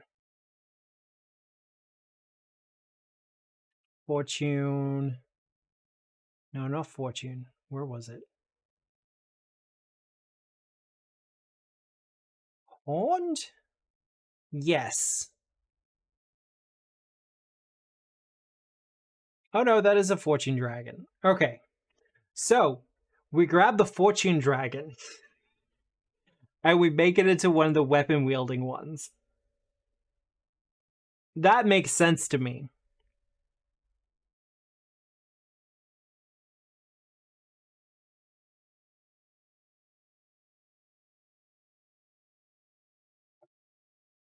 But Draconic Cleave, 2 actions. The dragon swings his weapon at a wide arc and makes up to 3 weapon strikes, each against a different target. These attacks count towards the dragon's multiple attack penalty, but the penalty doesn't increase until after all the attacks. This is good, because this is our replacement for Draconic Frenzy. Because although they have to be different targets, they don't have to be adjacent. Breath Coating. Here's our replacement for the breath weapon. A weapon-wielding dragon adapts its breath weapon to synergize with your unique fighting style, spewing forth a concentrated version of their breath weapon that the dragon uses to coat their weapon. The next 3 strikes the dragon makes with its weapon deals an additional 1d8 persistent energy damage based on the type of the dragon. Yep. Any creature hit by the weapon must attempt a fortitude save with the same DC as Draconic Cleave, or gain a negative condition appropriate to the dragon. So you'd have to do a little bit of, not improvising, but figuring out there, but that wouldn't be too difficult. Hit by one of these weapon strikes, they must attempt a fortitude save with the same DC as the dragon's former breath weapon attack will be pushed back 10 feet. Okay, so they've put in all the little caveats and things to be able to do this up pretty quickly as well. But yeah, I'm just thinking one of these with a lance. I think that would be a lot of fun. The Belcher Beast. Oh, I remember this thing. It's a weird fey creature. Although the Belcher Beast is well known for their foresight and divinatory abilities, their most famous traits are their laziness and vanity. Due to this, many avoid the Belcher Beast, believing dealing with the Fae is naught but a waste of time and a burden on their patience. However, the few that have the means to keep up with the pampering and spoiling the Belcher Beast will find themselves with a powerful associate. The Bolsheviks happily shares their divinatory knowledge in exchange for luxurious foods, lavish housing, and never-ending compliments. The Bolshevik beast has a long, furry body with a short, thick neck and a long tail that ends in a plume of feathers, helping them balance while flying and swimming. It possesses 3 pairs of legs, with each set ending in paws, hoofs, and talons respectively. Along their back sits 3 sets of wings, 1 set leathery, 1 set feathery, and 1 set akin to a butterfly. Its face is oddly human-like and colored bright red. On its forehead sits a 3rd eye, and its mouth sports a large set of tusks. Bolsheviks are often sought out by adventurers for their relatively inexpensive divinatory abilities. While a powerful diviner mage may ask for more coin than an adventuring party carries, a Bolshevik might be able to provide the same service for a lesser cost. That is, of course, if the adventurers have the patience to do the bidding of the Bolsheviks to gain its favor. They may be tasked with performing poetry readings from dawn to dusk, foraging for rare ingredients for lavish meals, or to fluff a pillow until the Bolshevik deems it adequately fluffed. Oh god, it has an aura of whining. The Bolshevik whines about its current predicament, exhausting everyone around it with its complaints. Creatures entering or starting their turn in the aura must succeed on a DC 28 will save or become fatigued. Oh, that's amazing. A creature that succeeds is immune for 1 hour. Any creature within the aura that doesn't share a language with the Bolshevik receives a +2 circumstance. Yeah. It can activate or deactivate the aura with a single action, which has the concentrate trait. Weak to flattery. The Bolshevik is easily distracted by creatures that pamper with kind words and compliments. A creature can attempt a diplomacy check against the Bolshevik's will DC. On a success, it is infatuated, becoming slowed 1 and fascinated for 1 round.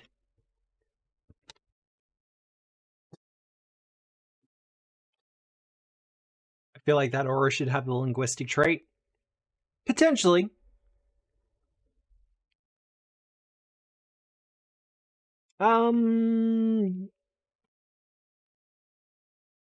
It does have the caveat there, but I do see your point. Because it doesn't have tongues of true speech either. Melee. Preordained defense. The Bolshevik is targeted by a spell that allows a saving throw. It gains a +2 circumstance bonus to the saving throw. That's fine. It's just a dodge. Innate spells. Lots of divining there. Forced Consoling. 2 actions. Creature under the effect of the Aura of Whining must exceed at a DC 30 will save or drop any weapon they're currently holding and spend 1 action on their turn to verbally or physically console the Bolsheviks to their best ability.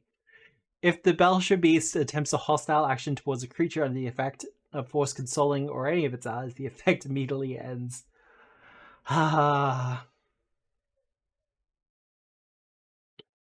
So, Moonlad. I want to make sure we keep it out of. Yeah, that'll do for now. Alright. Moonlads. A moonlad could be mistaken for an ordinary young child playing with a wooden toy sword in their nightshirt just before bedtime, if it weren't for their oversized head, shaped like a crescent moon, adorned with a wide, toothy grin and glowing yellow eyes. Moonlads are malicious fae that prey on those who have grand dreams of becoming great noble adventurers and knights. Bart Simpson. The Moonlad comes to these dreamers in the night when such dreamlike thoughts are at their strongest, coaxing them to play night with the lad and to go on great adventures together. If a Moonlad's offer of play is accepted, a night of childlike games lies before their playmate. However, sometime during the night, the Moonlad will ask their playmate to a duel. Unfortunately, this duel is more than just a game, and playmates that can't keep up with the Moonlad will end up dead, falling to the fae's wooden toy sword. Look at that grin! He's just happy to be here! It's a level 5 as well, so most kids aren't getting out of that. It's quite ordinary and even healthy for children to make up imaginary friends to keep themselves company when boredom strikes. However, it is vital for parents to keep an ear out and listen to their children when they describe what imaginary friends they play with, as if they are playing knights with a strange creature that has a crescent moon for a head. That imaginary friend might not be as harmless or imaginary as one would first think.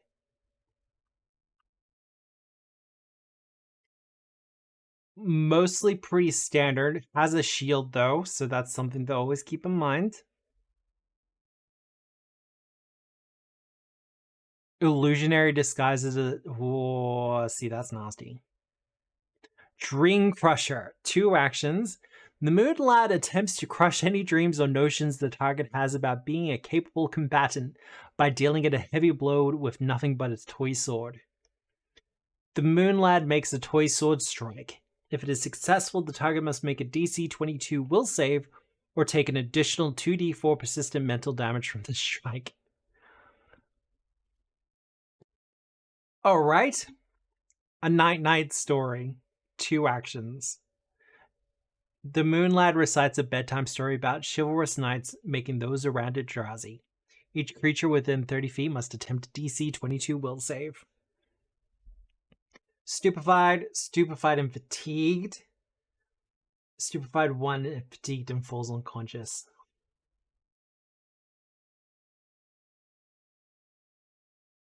Yeah, I like that. Once again, this is a adventure hook just waiting to happen.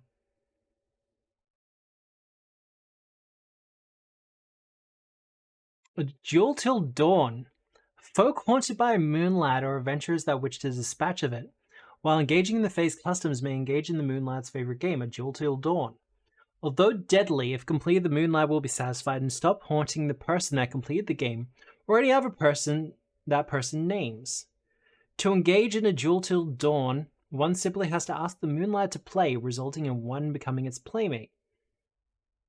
Afterwards, one may challenge the lad to the duel at dusk. The duel will then immediately begin as the moon lad will engage its playmate in a sparring match that lasts until dawn. During this time, the playmate needs to succeed on a series of checks to keep pace with the moon lad.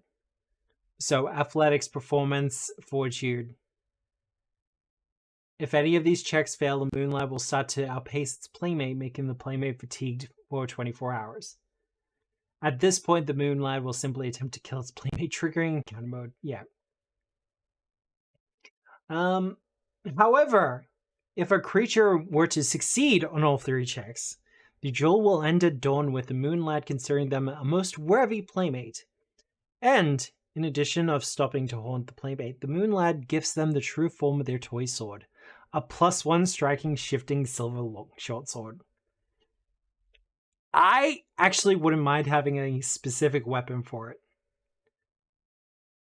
Like a Moonlad sword or a Moonlight striker or something like that.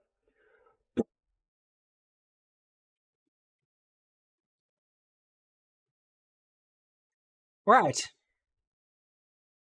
So it's now? Yeah. Swarm of Flying Mouths. Thought to be created by some as a sick prank, these flying monsters are, although humorous in appearance, not for the faint-hearted. Flying mouths are creatures that are made up of animal and humanoid heads that possesses no eyes or ears, leaving just a nose or snout as well as an constantly babbling mouth. It's more executions. Finally, their ears have been replaced with sets of wings that can come in the shape of bird, bat, and insect wings. Although their visage might be compared to something from a child's imagination, they shouldn't be scoffed at, as being descended upon their constant babbling would overpower even the most strong-willed creatures. So, it's an actual swarm creature. Echolocation. Scent. So they're also permanently blinded, I believe. Tongues, but can't create coherent speech. Disorientating babbling. The swarm utters half-made sentences in different languages, disorientating creatures around them with their overwhelming speech. Each creature within 10 feet of the swarm must attempt a DC 21 will save. Slowed one, and confused. I would probably actually swap out. Like, this is fine as is, but depending on what I'm up against, if for instance I'm sending them against casters, I would replace the confused with stupefied.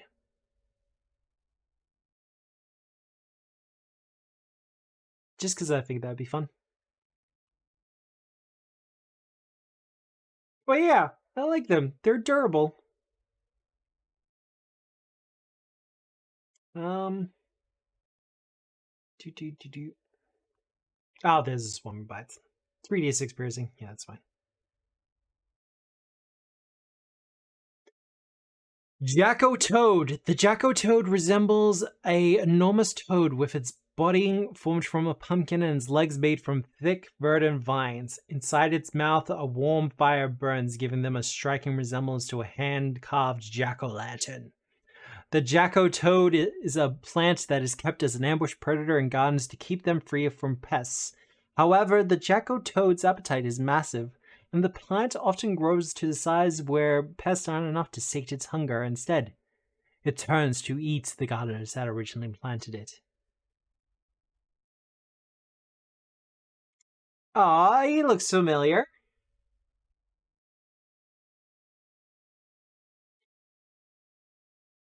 I am noticing there's a lot of disguised creatures in this book. I'm not against it.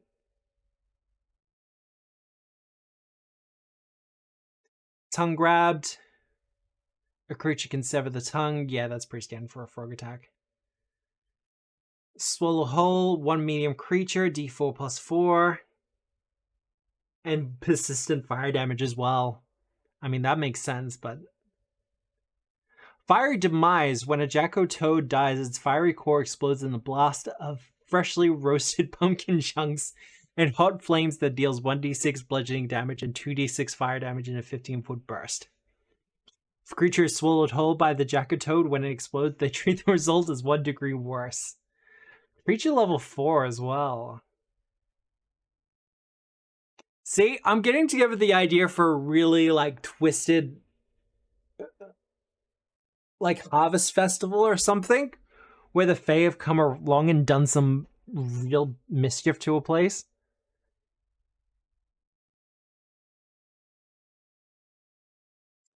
And that's it for the creatures.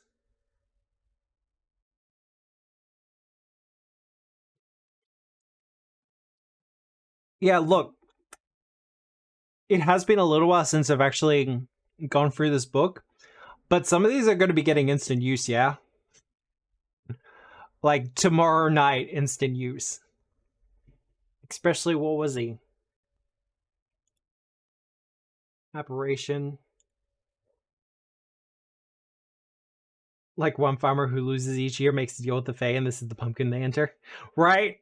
And the Fae have just done extra things, like the pies.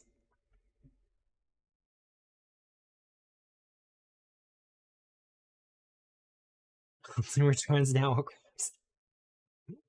But yeah, I think I'm going to be putting this one into 7 Dooms for tomorrow night. I just think that will be fun. Equipment, though. There is a fair few to the equipment. Welcome to the equipment section. Although our collection might look like a pile of random nonsensical knickknacks combined with strange and unwieldy weaponry, we promise that all items are quite spectacular and fantastical. Mayhaps you've grown bored of using ordinary weaponry made from steel. If so, we can offer flails made from fleshy tentacles and gauntlets of acidic slime. If you're less brawny and more of a skullduggery type, we can instead provide eavesdropping mushrooms and masks that silence the words of spellcasting. Lastly, if you would like to add some flair to your outfit, we present you a wig made of pure clouds, or mayhaps a stylish beard made from thorn brambles. Furthermore, there should be plenty of options for you even if you don't partake in adventuring. From a cursed item that surely will stop any do-gooders that attempt to fool your well-plotted plans, to strange candles that aids in ritual spellcasting to track down your most meddling rivals. Truly, there is a little bit of something for everyone here, even if it has cost some of categorical clarity.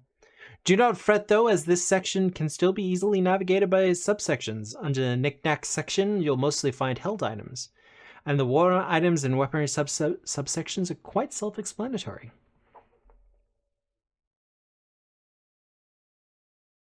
Look at that. That's a mushroom shaped like...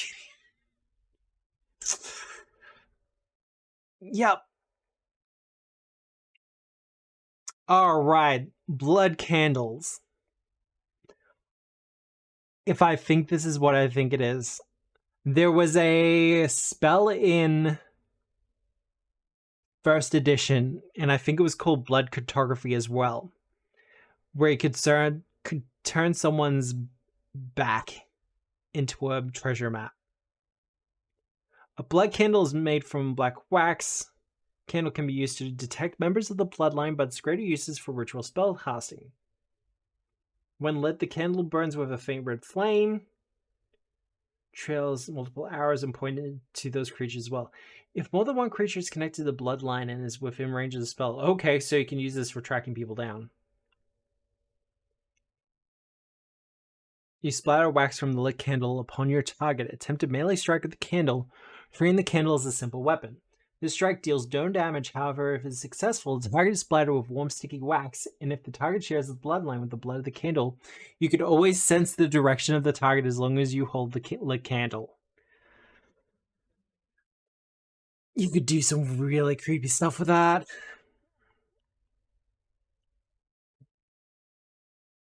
Yeah, and this is a map for creating it. I can dig it. The Brush of Creativity. This extravagant brush's ferrule and end are capped in silver and decorated with colorful gems. The wooden handle of the brush shows slim cracks that spill forth faint but colorful light. Nothing as creepy as whatever Whisper does. Well, the brush fully comes alive when wielded, dancing across any canvas, and even possesses the ability to create art out of thin air. It doesn't require any painting supplies to function, as it magically manifests in any paint it would need directly onto its bristles. When attempting to fabricate a work of art or a piece of text using the brush, you gain a +1 item bonus to the check.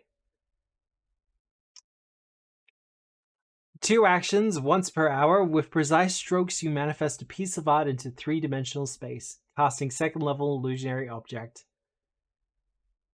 And the other one, once per day.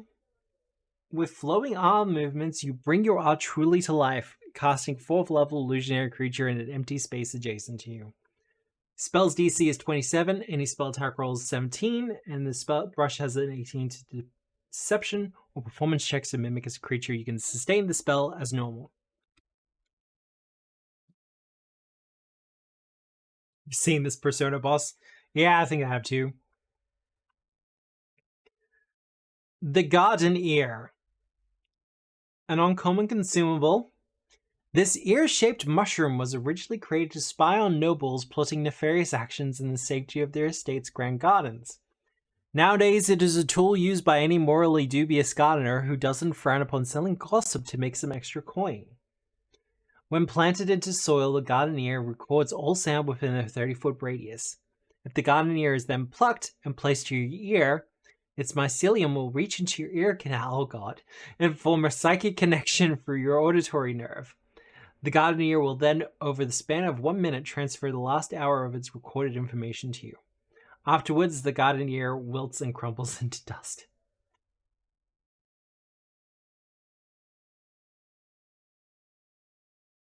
Cool? Ew? Ew? I mean, gross, but I'm about it.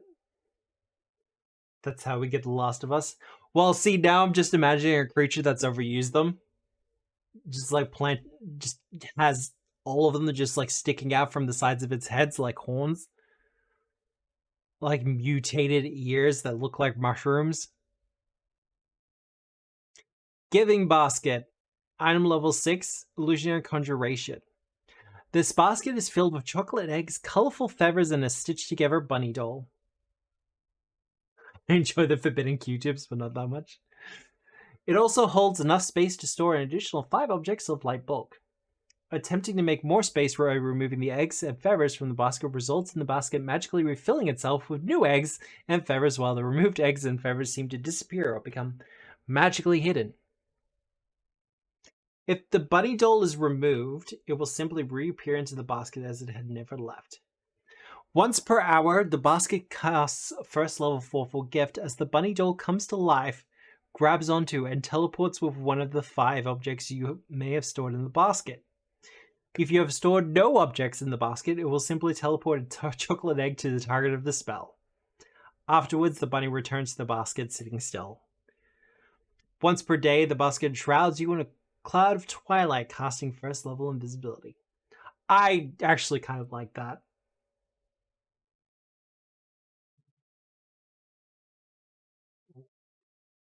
Yeah, I kind of like that a lot. Map of questionable scale, Mad Marbles. Alright, let's go. Mad Marbles! These tiny round balls are made of clear glass with a colorful glowing spark of lightning sitting within them. They come in a bag of 200 and work similarly to ordinary marbles with some added quirks. You can pour Mad Marbles in an empty square adjacent to you with an interact action. The first creature that moves into that square must succeed a DC 17 check, acrobatics check, or reflex save, or fall prone. However, upon falling prone, the Mad Marbles explode, shattering the prone creature in colorful sparks akin to fireworks. Creature must succeed a DC 19 fortitude save or become blinded for 1 round and dazzled for a D4 rounds. Once a creature enters a space with Mad Marbles, enough marbles are scattered that other creatures moving into that space don't need to attempt a roll to avoid falling. I do actually need to check, because I think that should have consumable.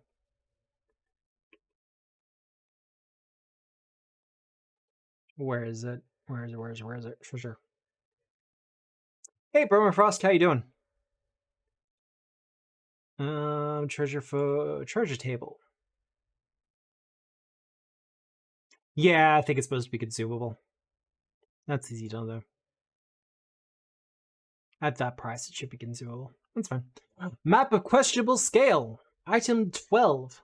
Apart from the luxurious gold-capped batten this map is rolled around, the map seems rather mundane. Upon closer inspection, one can tell that the ink on the map shifts and changes, redrawing its depictions in different shapes and sizes. Although the directions displayed on the map aren't wrong, they are quite nonsensical, and the scale of objects often changes along with their art style. At one moment, a mountain might be realistically depicted in great grandeur, and the next as a small pebble drawn in crayon. This makes the map's reader constantly second-guess navigational landmarks, and it may result in them getting lost. When using the map of questionable scale to navigate, you get a +2 item bonus to survival checks. However, the checks gain these additional failure effects. Always a shame when that happens, Permafrost. Just can't let it get to you, yeah? You become stupefied too if you fail the navigation, or critical failure, but you also fall prey to an ambush set up by the creator of this map, a powerful demon. But you can cast Pass Without Trace as a 5th level spell, which is good. Was rolling 2s for 2 rounds. Look, one of my players on Sunday night was doing same, just couldn't roll over a 10. It's more fruit. Item level 3 consumable. The deep purple and red skin of this spiky fruit is cracked open, showing orange flesh underneath, and forming the illusion of a toothy maw. Eating the fruit causes your teeth to grow and sharpen, granting you an unarmed bite attack that deals 2d8 piercing damage and has the grapple and unarmed traits. I unapologetically love this. Your attack modifier is +9 or your unarmed attack bonus, whichever is higher. The bite attack is part of the brawling weapon group, and the effect lasts for 1 minute. I love that so much.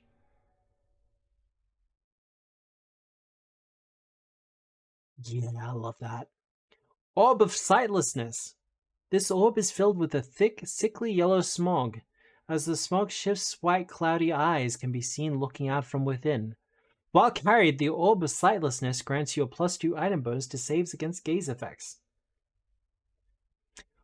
Once per day, for one action, you can cast your own vision into the orb, making yourself blind while gaining life sense. For 30 feet, for as long as you sustain the activation to a maximum of 10 minutes. If the orb is forcibly removed from you while you sustain this effect, the effect immediately ends. Your ordinary vision returns, and you are dazzled for 1 round, which is fine. Activate 2 actions once per day. The Orb of Sightlessness attempts to steal the sight of those around you. All creatures around you in a 20-foot emanation must succeed at a DC 30 Fortitude save.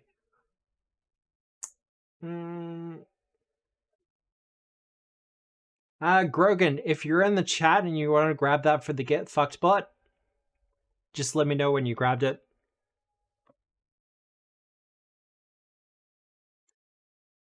The Pipe of Paranoia. This pipe is carved from lifeless gray wood, and its bowl is shaped to depict screaming faces with spiraling patterns connecting it to this pipe's stem. The smoke of the pipe mirrors its dreary look, forming into horrific depictions of faces crying out in agony. Once per hour. Effect. You deeply inhale the smoke from the pipe and let its inherent horror and paranoia linger within you. For 10 minutes, you become overly paranoid, making you frightened 1. Your frightened value does not decrease at the end of your turn during this duration. You are on flat-footed to hidden, undetected, or flanking creatures of your level or lower, or creatures of your level or lower using surprise attacks. You also gain a +2 item bonus to perception checks. Oh!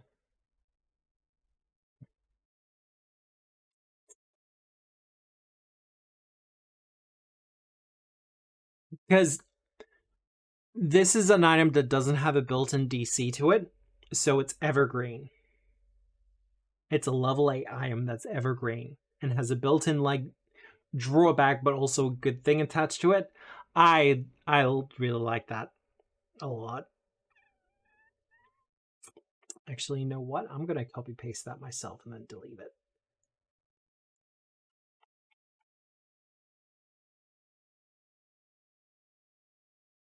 And bin.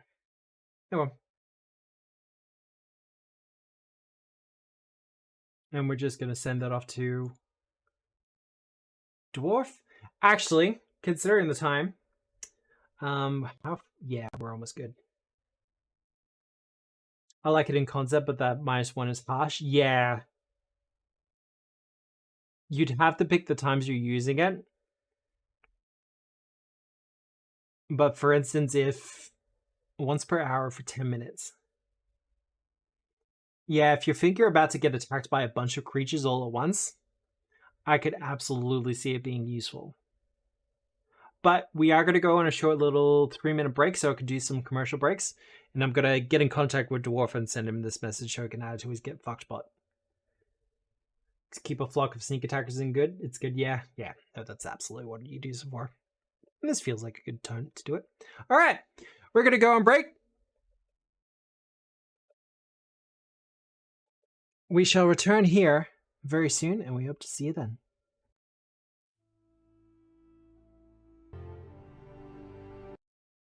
And we have returned! Yeah, I dropped a picture of the Scarf Dragon into the pets channel in the Discord. I have a couple of people who are like, want? Maybe? Actually, while we're here, where was our candle pop?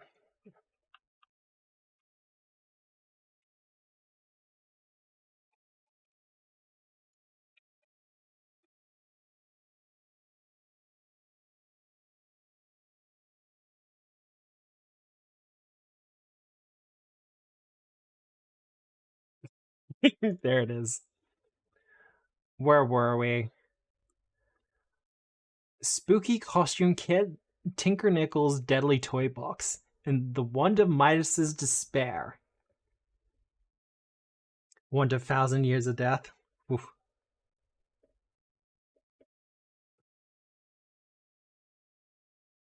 Oh, the pipe has another effect. Once per day, you blow through the pipe, expelling smoke that twists into horrific nightmare shades in a 20-foot cone. All enemies in the cone must succeed a DC 32, 23. DC 23 will save or become frightened 1 or frightened 2 on a critical failure. 20-foot cone's pretty good as well. But Pipe of the Worm! This pipe looks like a tiny red dragon's head that has been scooped and carved out to create room for pipeweed. The tiny dragon head has a leathery texture akin to a living dragon, and at its jaw sits a bolted joint, allowing the dragon's mouth to be opened. Once per hour, you deeply inhale from the pipe and let its magical smoke linger within you. For 10 minutes, you can see through and ignore concealment imposed by smoke or fog. You also gain resistance 10 to fire. That's great! I cannot tell you the amount of fire elementals and fire adjacent creatures that have like a smoke aura or something around them. And also with the resistance 10 to fire means that even if it doesn't have it, you still gain that resistance. That's good. I like that. 3 actions is hefty, but for what you get, I do understand that. Because that's like 2 different spell effects wrapped into one. Once per day, you blow through the pipe while unlatching the pipe's mouth, causing fire to expel from it. The pipe breathes a 30-foot cone of fire, dealing 8d6 fire damage to all creatures in the area. I just love that. That's good. Savior's Bond. Item 13. It's a talisman and consumable. But this is one of the things I talk about. I know it's a layout thing, and I know when you have like page restrictions, you got to do stuff like this. But I'm having to do the like half here, half there. I'd rather just have a gap. It is affixed to armor, reaction, and vision. Another creature has the other half of the Savior's Bond affixed and is within 100 feet of you. A melee, ranged, or spell attack will cause you to gain the dying condition. The Savior's Bond consists of 2 small golden hands that clasp each end of a chain. The chain can be unlinked, and each half of the Savior's Bond can be affixed to its own piece of armor. When activated, the Savior's Bond pulls you to safety just before the moment of death, teleporting you to an adjacent space of the creature wearing the other half of the Savior's Bond. Instead of falling unconscious and gaining the dying condition, you remain at 1 hit point and become doomed 1. If you already are doomed, you instead increase your doom value by 1. Afterwards, both halves of the Savior's Bond are consumed. I mean, the waifu guide we did last week, yeah? I mean, that's kind of perfect for it.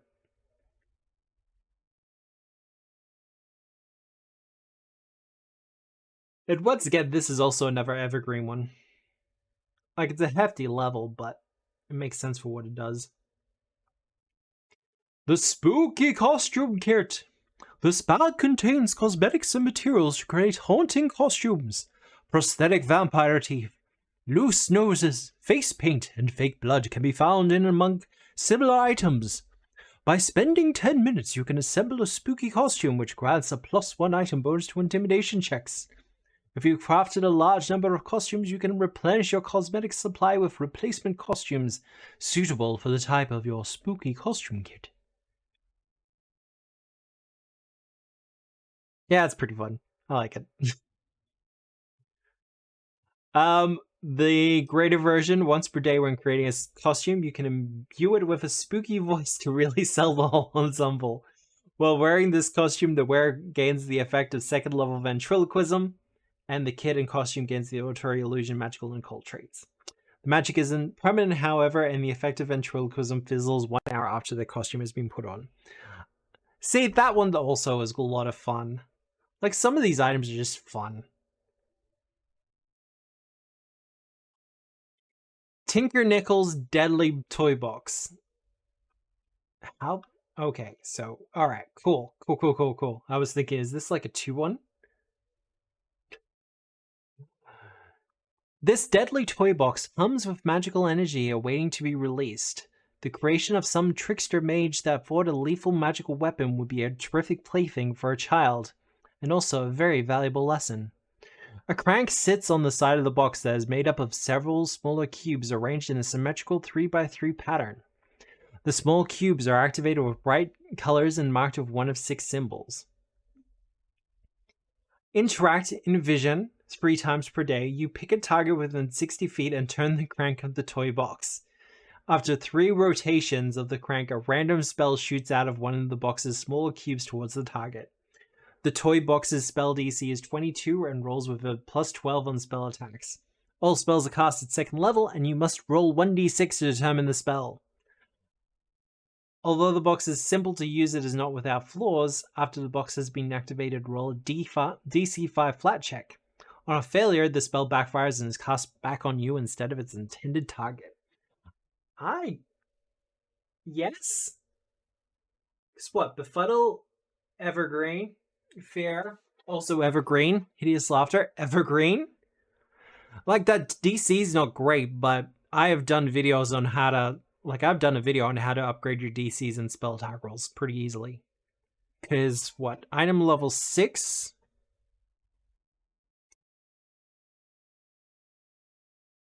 Item level 6, 22. So this is DC by level. So if you go to... You know what? I've got the GM core open. Where would it be, though? Where would it be in the new version? Archives. Just doing a short little thing. DC by level.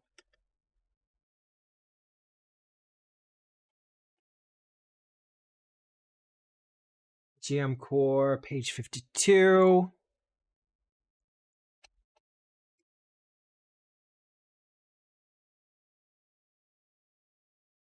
Alright, so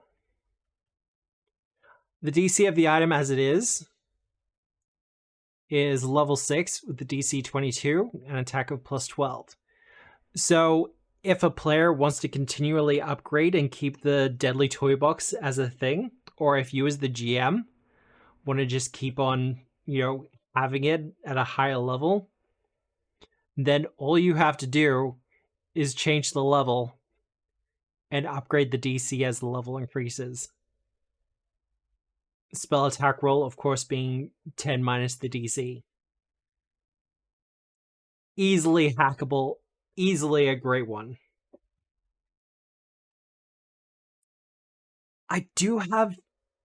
See, this is terrible, because I have a party at the moment that is at an appropriate level for some of these things. Like, I'm pretty sure Iravetta would absolutely leap at this thing. I'm gonna be so busy with Foundry tomorrow. The Wand of Midas's Despair. This pure golden wand has its caps fashioned with green gems, and its tip is made to resemble a pointing hand. Activate. You cast a spell once per day plus overcharge. You incite the fear of being permanently turned into gold into your target's mind, casting agonizing despair of the indicated level. In addition, if the target fails their save, they become immobilized for 1 round and take a minus 10-foot circumstance penalty to speeds as long as they are frightened. Supply casting? Yeah, that's fine. That's an interesting use of the old Midas's curse. Yes. Weapons!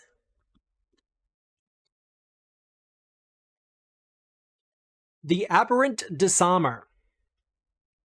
This +1 striking flail originally took the form of a short sword.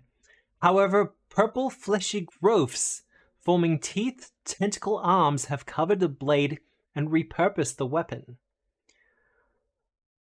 Activate. Once per day, the tentacle arms of the flail extend and lashes forward. Make 2 disarm attempts against 2 creatures within 10 feet of you, each using your current multiple attack penalty. This counts as 2 attacks when calculating your multiple attack penalty. Within 10 feet of you. This is a slightly better version of Swipe, but I'm down for it.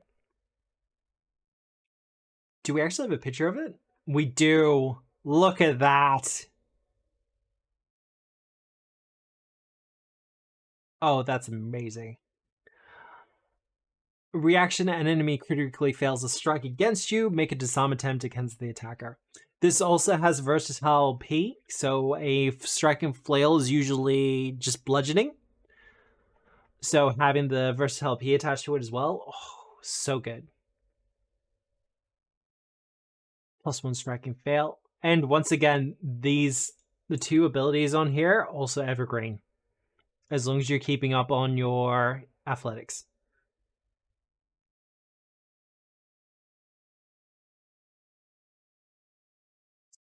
Once again, level 8. I'm being given too many things to drop on my party. The Fuming Flail. This +2 striking Warflail's head is made of a large cast iron ball that connects to its handle with a heavy gold chain. The cast iron head has several round holes bored into it that expel thick purple poisonous smog when the flail is swung. 2 actions. Once per day, the Fuming Flail surrounds you in its smog. For 1 minute, you become concealed, and any creature starting their turn adjacent to you must attempt a DC 27 Fortitude save or become sickened 1.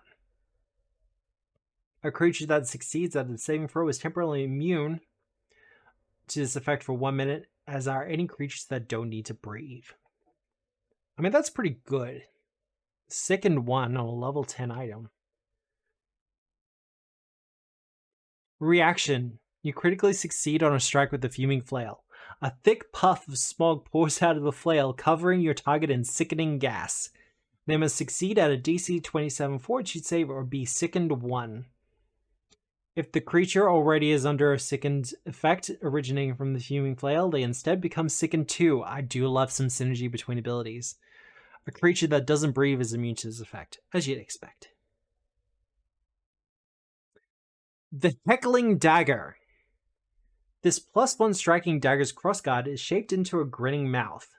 When holding the dagger, you gain a +1 item bonus to deception checks when attempting to feint, as the mouth of the dagger animates and speaks, distracting your target by heckling it in a language you know. In addition, the feint gains the auditory and linguistic trait. When you critically succeed on an attack roll with the dagger, the mocking words of the dagger cuts even deeper than the blade itself, dealing 1d8 persistent mental damage. Oh, I like that, and I could definitely see some improved versions of it, like to the 2 and the 3.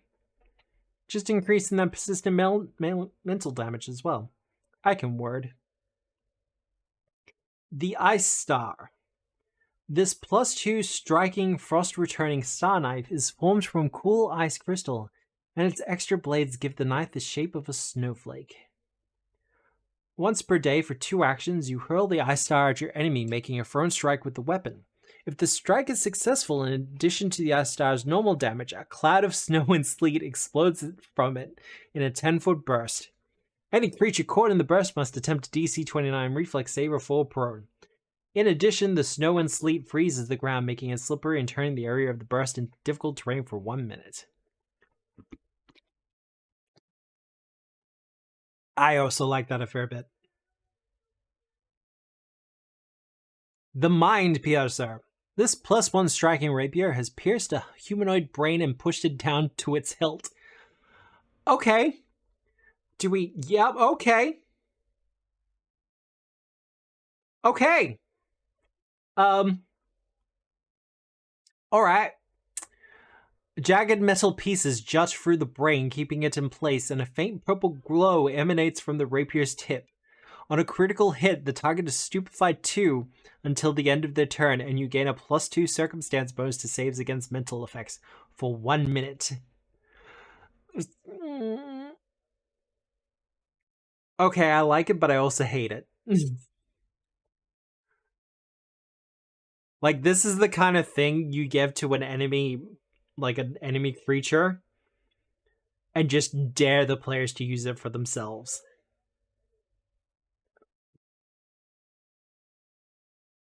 The Molten Blade. This +2 striking flaming scimitar is formed of dark warped rock that melts into hot lava at the blade's edge. Once per day for 2 actions, you swing the scimitar in a wide arc, showering creatures in front of you a molten rock that clings to them, slowing them down and burning them. You deal 10d6 fire damage in a 15-foot cone. In addition, on a failure, creatures take 3d4 persistent fire damage and a 10-foot circumstance penalty to their speeds, as long as the creature is suffering from the persistent fire damage. I want more magic items like this that feel like shit from Elden Ring. Like, give me magic weapon that do like cool, right? I want more like that. Like something you would give to a boss monster, and then it's much like the Mind Piercer, but instead, you know, I like iconic weapons. It was something I wanted to do for... It's something I wanted to do with Sinclair's Codex, and I'm not sure if it made it through. I really don't, but it's something I really wanted to do. The Prismatic Shield. Held in one hand, bulk 1. The metal of the steel shield has gradually peeled away, revealing a layer of prismatic crystals underneath. Once per day for 2 actions, you brandish the shield, showering its colorful crystal core. The shield casts 4th level color spray. Yeah, I can dig it. Once per hour reaction, an enemy attempts to strike you in melee while you have your shield raised. A mirage of swirling colors explode from the shield that obscures you from attacks. Until the start of your turn, you become concealed against melee attacks. Yeah, I could dig it. Like, this is kind of a, I've done a similar effect using Dazzled. The Bright Crystal, or the Bright Glass, I think it was called, a Light Glass. But I did Dazzled instead on the person who attacks you instead of this. But that was a item instead of a... Sorry, that was a special material instead of this. So no, I do actually get that. It's actually really good. This also, despite being level 9, this reaction is evergreen, which I'm always a big fan of. Now, the Slime Jabber. This +2 greater striking corrosive gauntlet ordinarily appears as a wristband adorned with a golden bauble covered in swirling patterns. However, upon placing it around your wrist, green goo seeps out from the bauble, transforming your forearm's flesh into acidic slime. Your forearm harmlessly turns back into flesh if the wristband is removed. If you have an enemy grabbed with the Slime Jabber, you deal 3d6 acid damage to them at the end of your turn. Hey, Weird, are you currently in chat? Asking for a whisper. Once per 10 minutes for 2 actions, the Slime Jabber extends and lashes out against an enemy that's your size or smaller within 15 feet. They must attempt a DC 31 Fortitude save or be pulled into an unoccupied adjacent square to you and become grabbed. That's pretty nice. Like, that's also a lot of fun. Are you interested? Is this something I should be thinking about putting into Foundry? Because I will. The Steadfast Maul. This would actually be great from a Ursula Monk. Yeah, there's... This +1 striking maul is made of solid steel through and through. Its 2 striking faces are fashioned to look like castle towers pointing in opposite directions. This one here? The maul makes its wielder particularly steadfast, granting you a +1 item bonus to any checks against being shoved or tripped. Rook E-weapon? Oh god. Once per day for 2 actions, the mole conjures an ethereal castle tower around you, creating an aura of protection in a 10-foot emanation that's 30 feet high and lasts for 1 minute. While inside it, you and any ally have standard cover against range attacks that would target you from outside the aura. Fuck yes. Give me. Give me.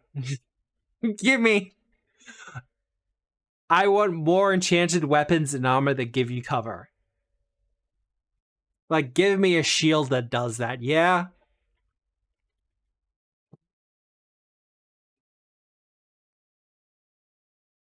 The Teardrop Spear.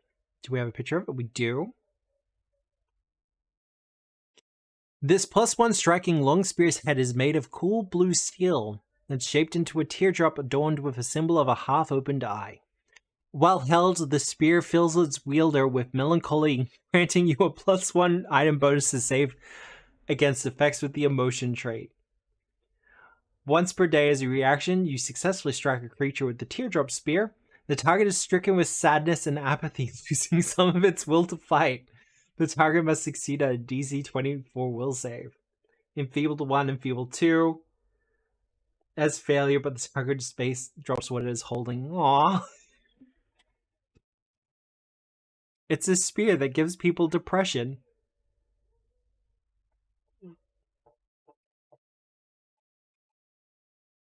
Saber-tooth pick. That would be this one.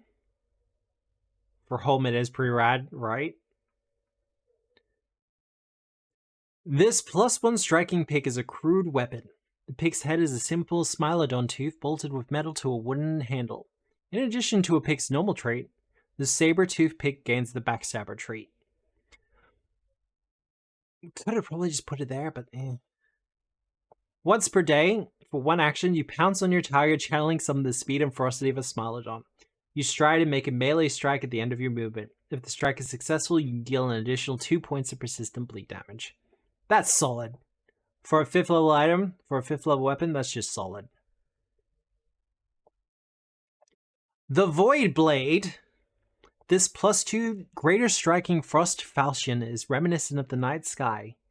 Its blade is made from cool black steel that twinkles with tiny stars, while cold green and purple flames similar to of northern lights flick the edge of the blade.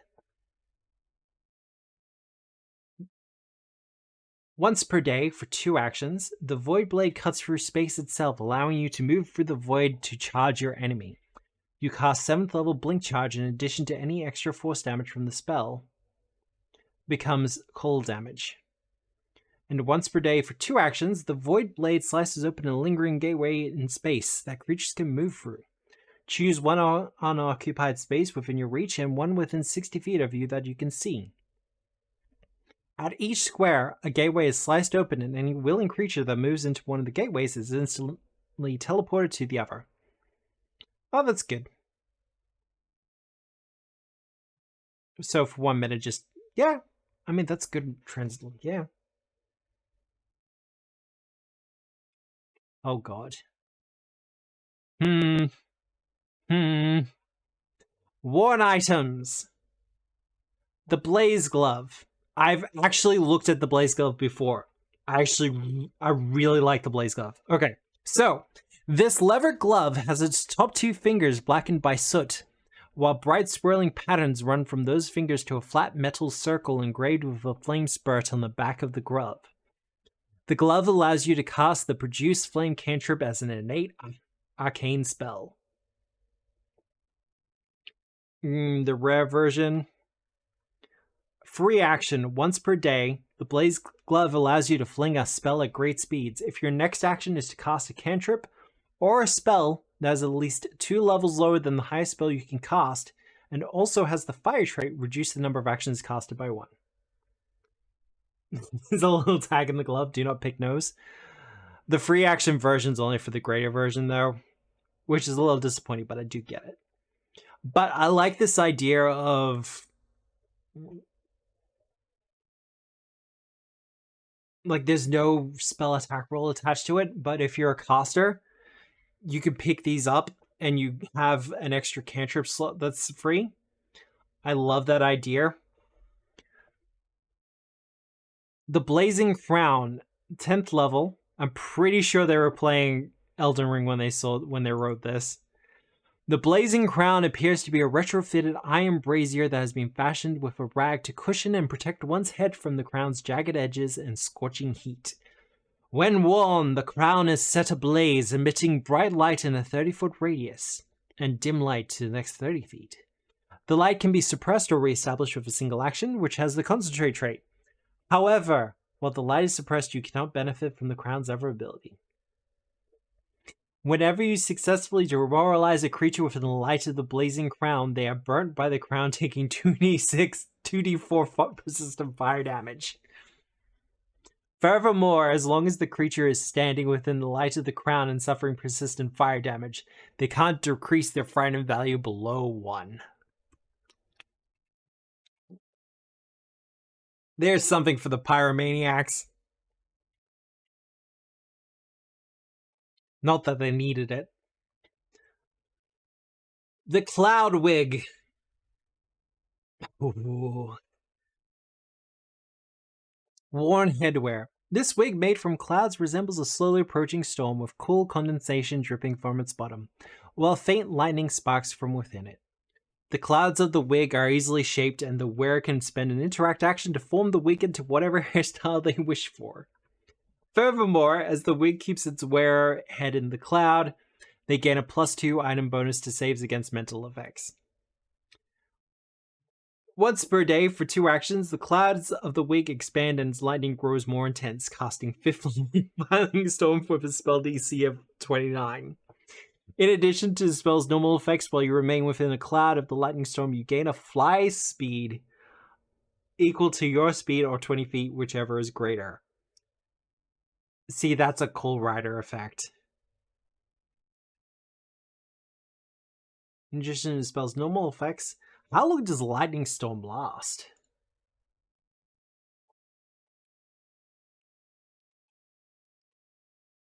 I'm gonna look and it's gonna say like a minute sustained. Yeah, sustained up to 1 minute.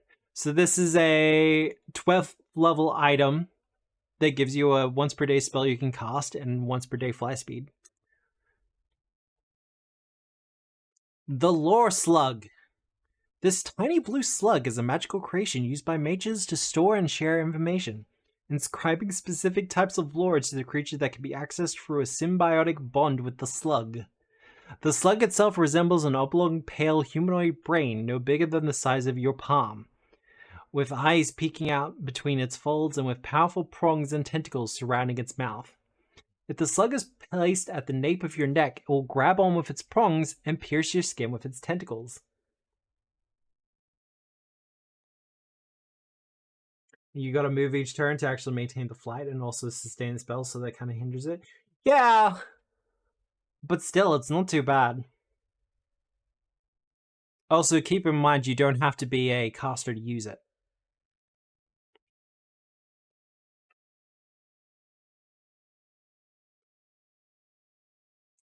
If the slug is placed, it pierces your skin with its tentacles, entwining them with the nerves of your spinal cord. When doing this, you become trained in a lore determined by the GM as you form a psychic connection with the slug that sustains itself on any latent psychic energies from your brain. If you wish for this connection to end, you can simply will the slug to let go of you and it will enter a dormant state. The slug can maintain this state for up to 5 years before needing a new source of sustenance.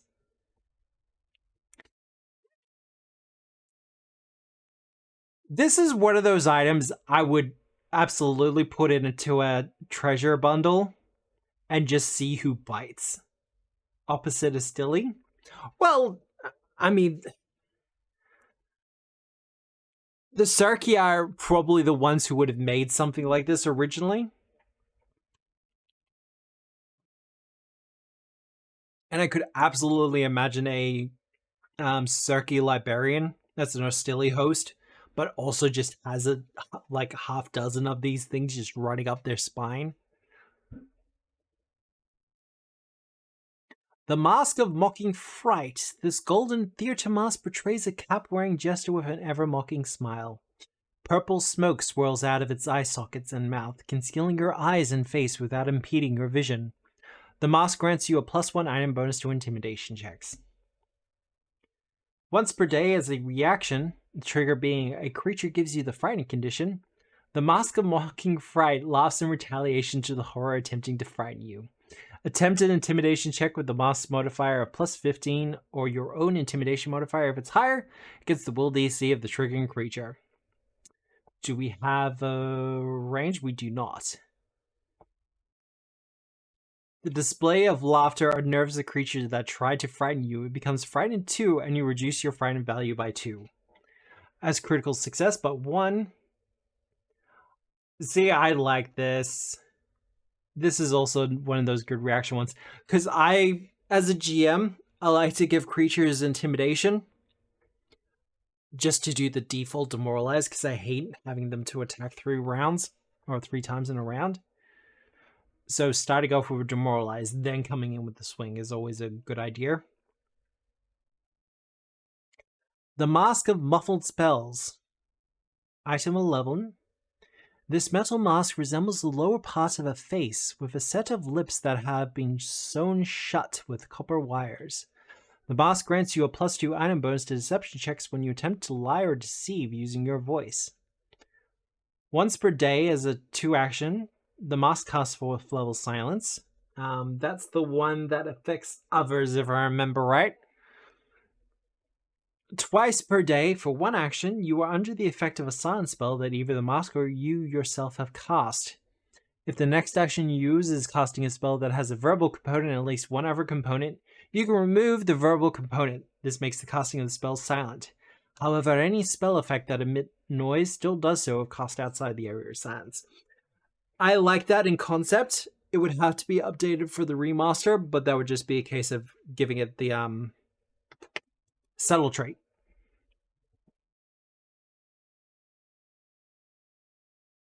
The Straps of Fluttering Stride. This pair of ankle straps each bears a set of blue feathery wings and silver beaks as clasps. Once per day for 2 actions, you click your heels together and your straps wings flutter to life, making you hover up to a foot above the ground for 1 minute. While hovering in this way, you can move up to your normal speed and still take actions such as leap, high jump, long jump, and other similar actions. However, while hovering, you ignore difficult terrain and greater difficult terrain, affecting land speed. In addition, you can walk over liquids such as calm pools of water and fiery lava lakes. Once per day as a reaction, you begin to fall, the strap's wings beat quickly, attempting to slow your fall, giving you the benefits of Featherfall. That's just classic. The Thornbeard. Just so we remember what these look like.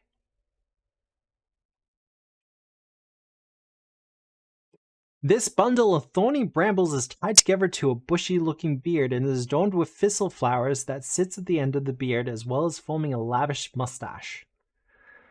Once per day, for 2 actions, speaking through the beard transforms your words into the language of flora. The beard casts 4th level Speak with Plants. Once per hour, for 2 actions, the Thornbeard's brambles lash out at an enemy and attempts to grab them. You attempt to grapple a creature within 15 feet of you. This grapple does not require you to have a free hand. On a success, in addition to the grapple's normal effects, the target takes 2d6 persistent bleed damage. The creature isn't immobilized, but it can't move beyond the 15-foot reach of the brambles. The target can attempt to escape being grabbed as normal, but may also attempt to free themselves by cutting the brambles. Hardness 5, 26 hit points. If cut, the Thornbeard can no longer use this ability until it regrows its brambles, which happens naturally over the span of a day. That's cute. I like that. I could see Korgar having that. Hat of the Green Witch. This hat comes in the form of a classic pointy witch hat. However, it's not sewn from fabric, but instead shaped from plants, with its top mimicking a blooming corpse flower. Really? Yeah, no, okay. Yeah. Like a pitcher plant. The Hat of the Green Witch grants you a +2 item bonus to saves against poison. Once per day for 2 actions, you foul-smelling pollen bursts out in a cloud from the hat, casting 4th level Stinking Cloud. Thrice per day, Speak with Plants. That's it. Like this is the appendix.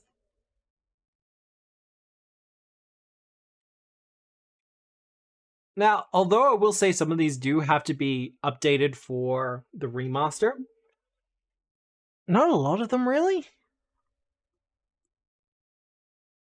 There we go. But I do absolutely recommend following Hampus Viklander, particularly on Blue Sky, where they post pictures and all sorts of fun art all the time. I'm always glad when I see it.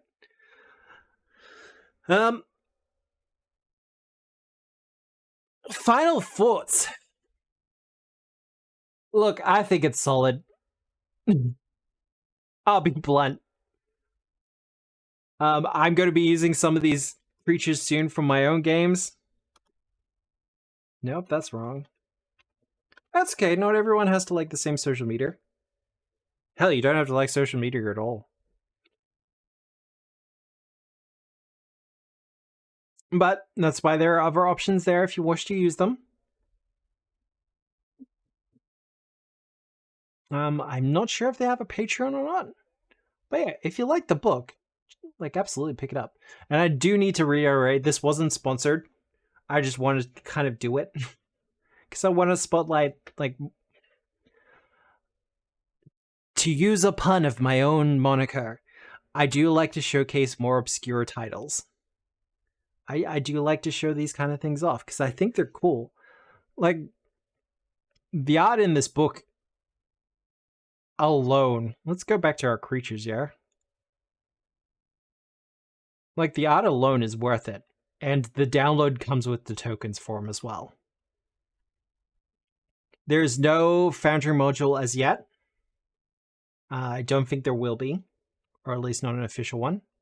But you never know what the future holds. Like, look at that guy. That guy's so cool. Otherwise, look, like I said, I'm going to be putting some of these creatures into my own games. Tomorrow, actually, I'm probably going to be spending some time on Foundry. You really need a single lenses, sunglasses to put on in the season. Okay.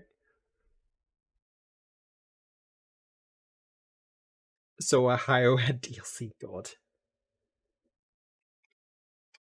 That's actually a good idea, though. I need a sunglasses just that I can pop on. I am getting a new VTuber model in the future. Like, Deaton's going to get a little bit of a glow up. And the program I'll be using for that, I can do, like, props and stuff with it. And you'll also be able to throw things at the model as well, which will be interesting. Look, I'm not sure if there's anything else I really need to say.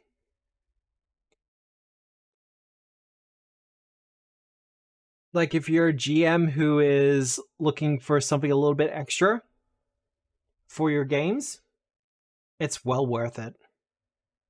Even if you just grab a couple of items from it. I'm probably going to also spend a little bit of time tomorrow writing up some specific familiars from this book. I might send them along to Hampus, see what he thinks of them. And if they're all good to go, I might, post them up. We'll see how it goes. Looks like a lot of fun Kubiki flavor. Look, Hampus, like their style, it's all about that. Like, for real, if you're on Blue Sky, check them out. Or even Tumblr. Otherwise, I think I'm pretty much done for the night. Gonna have a little bit of a rest and a relax. So, doing the outro things. If you enjoyed tonight, even if you're just stopping by, be sure to check it out on the socials.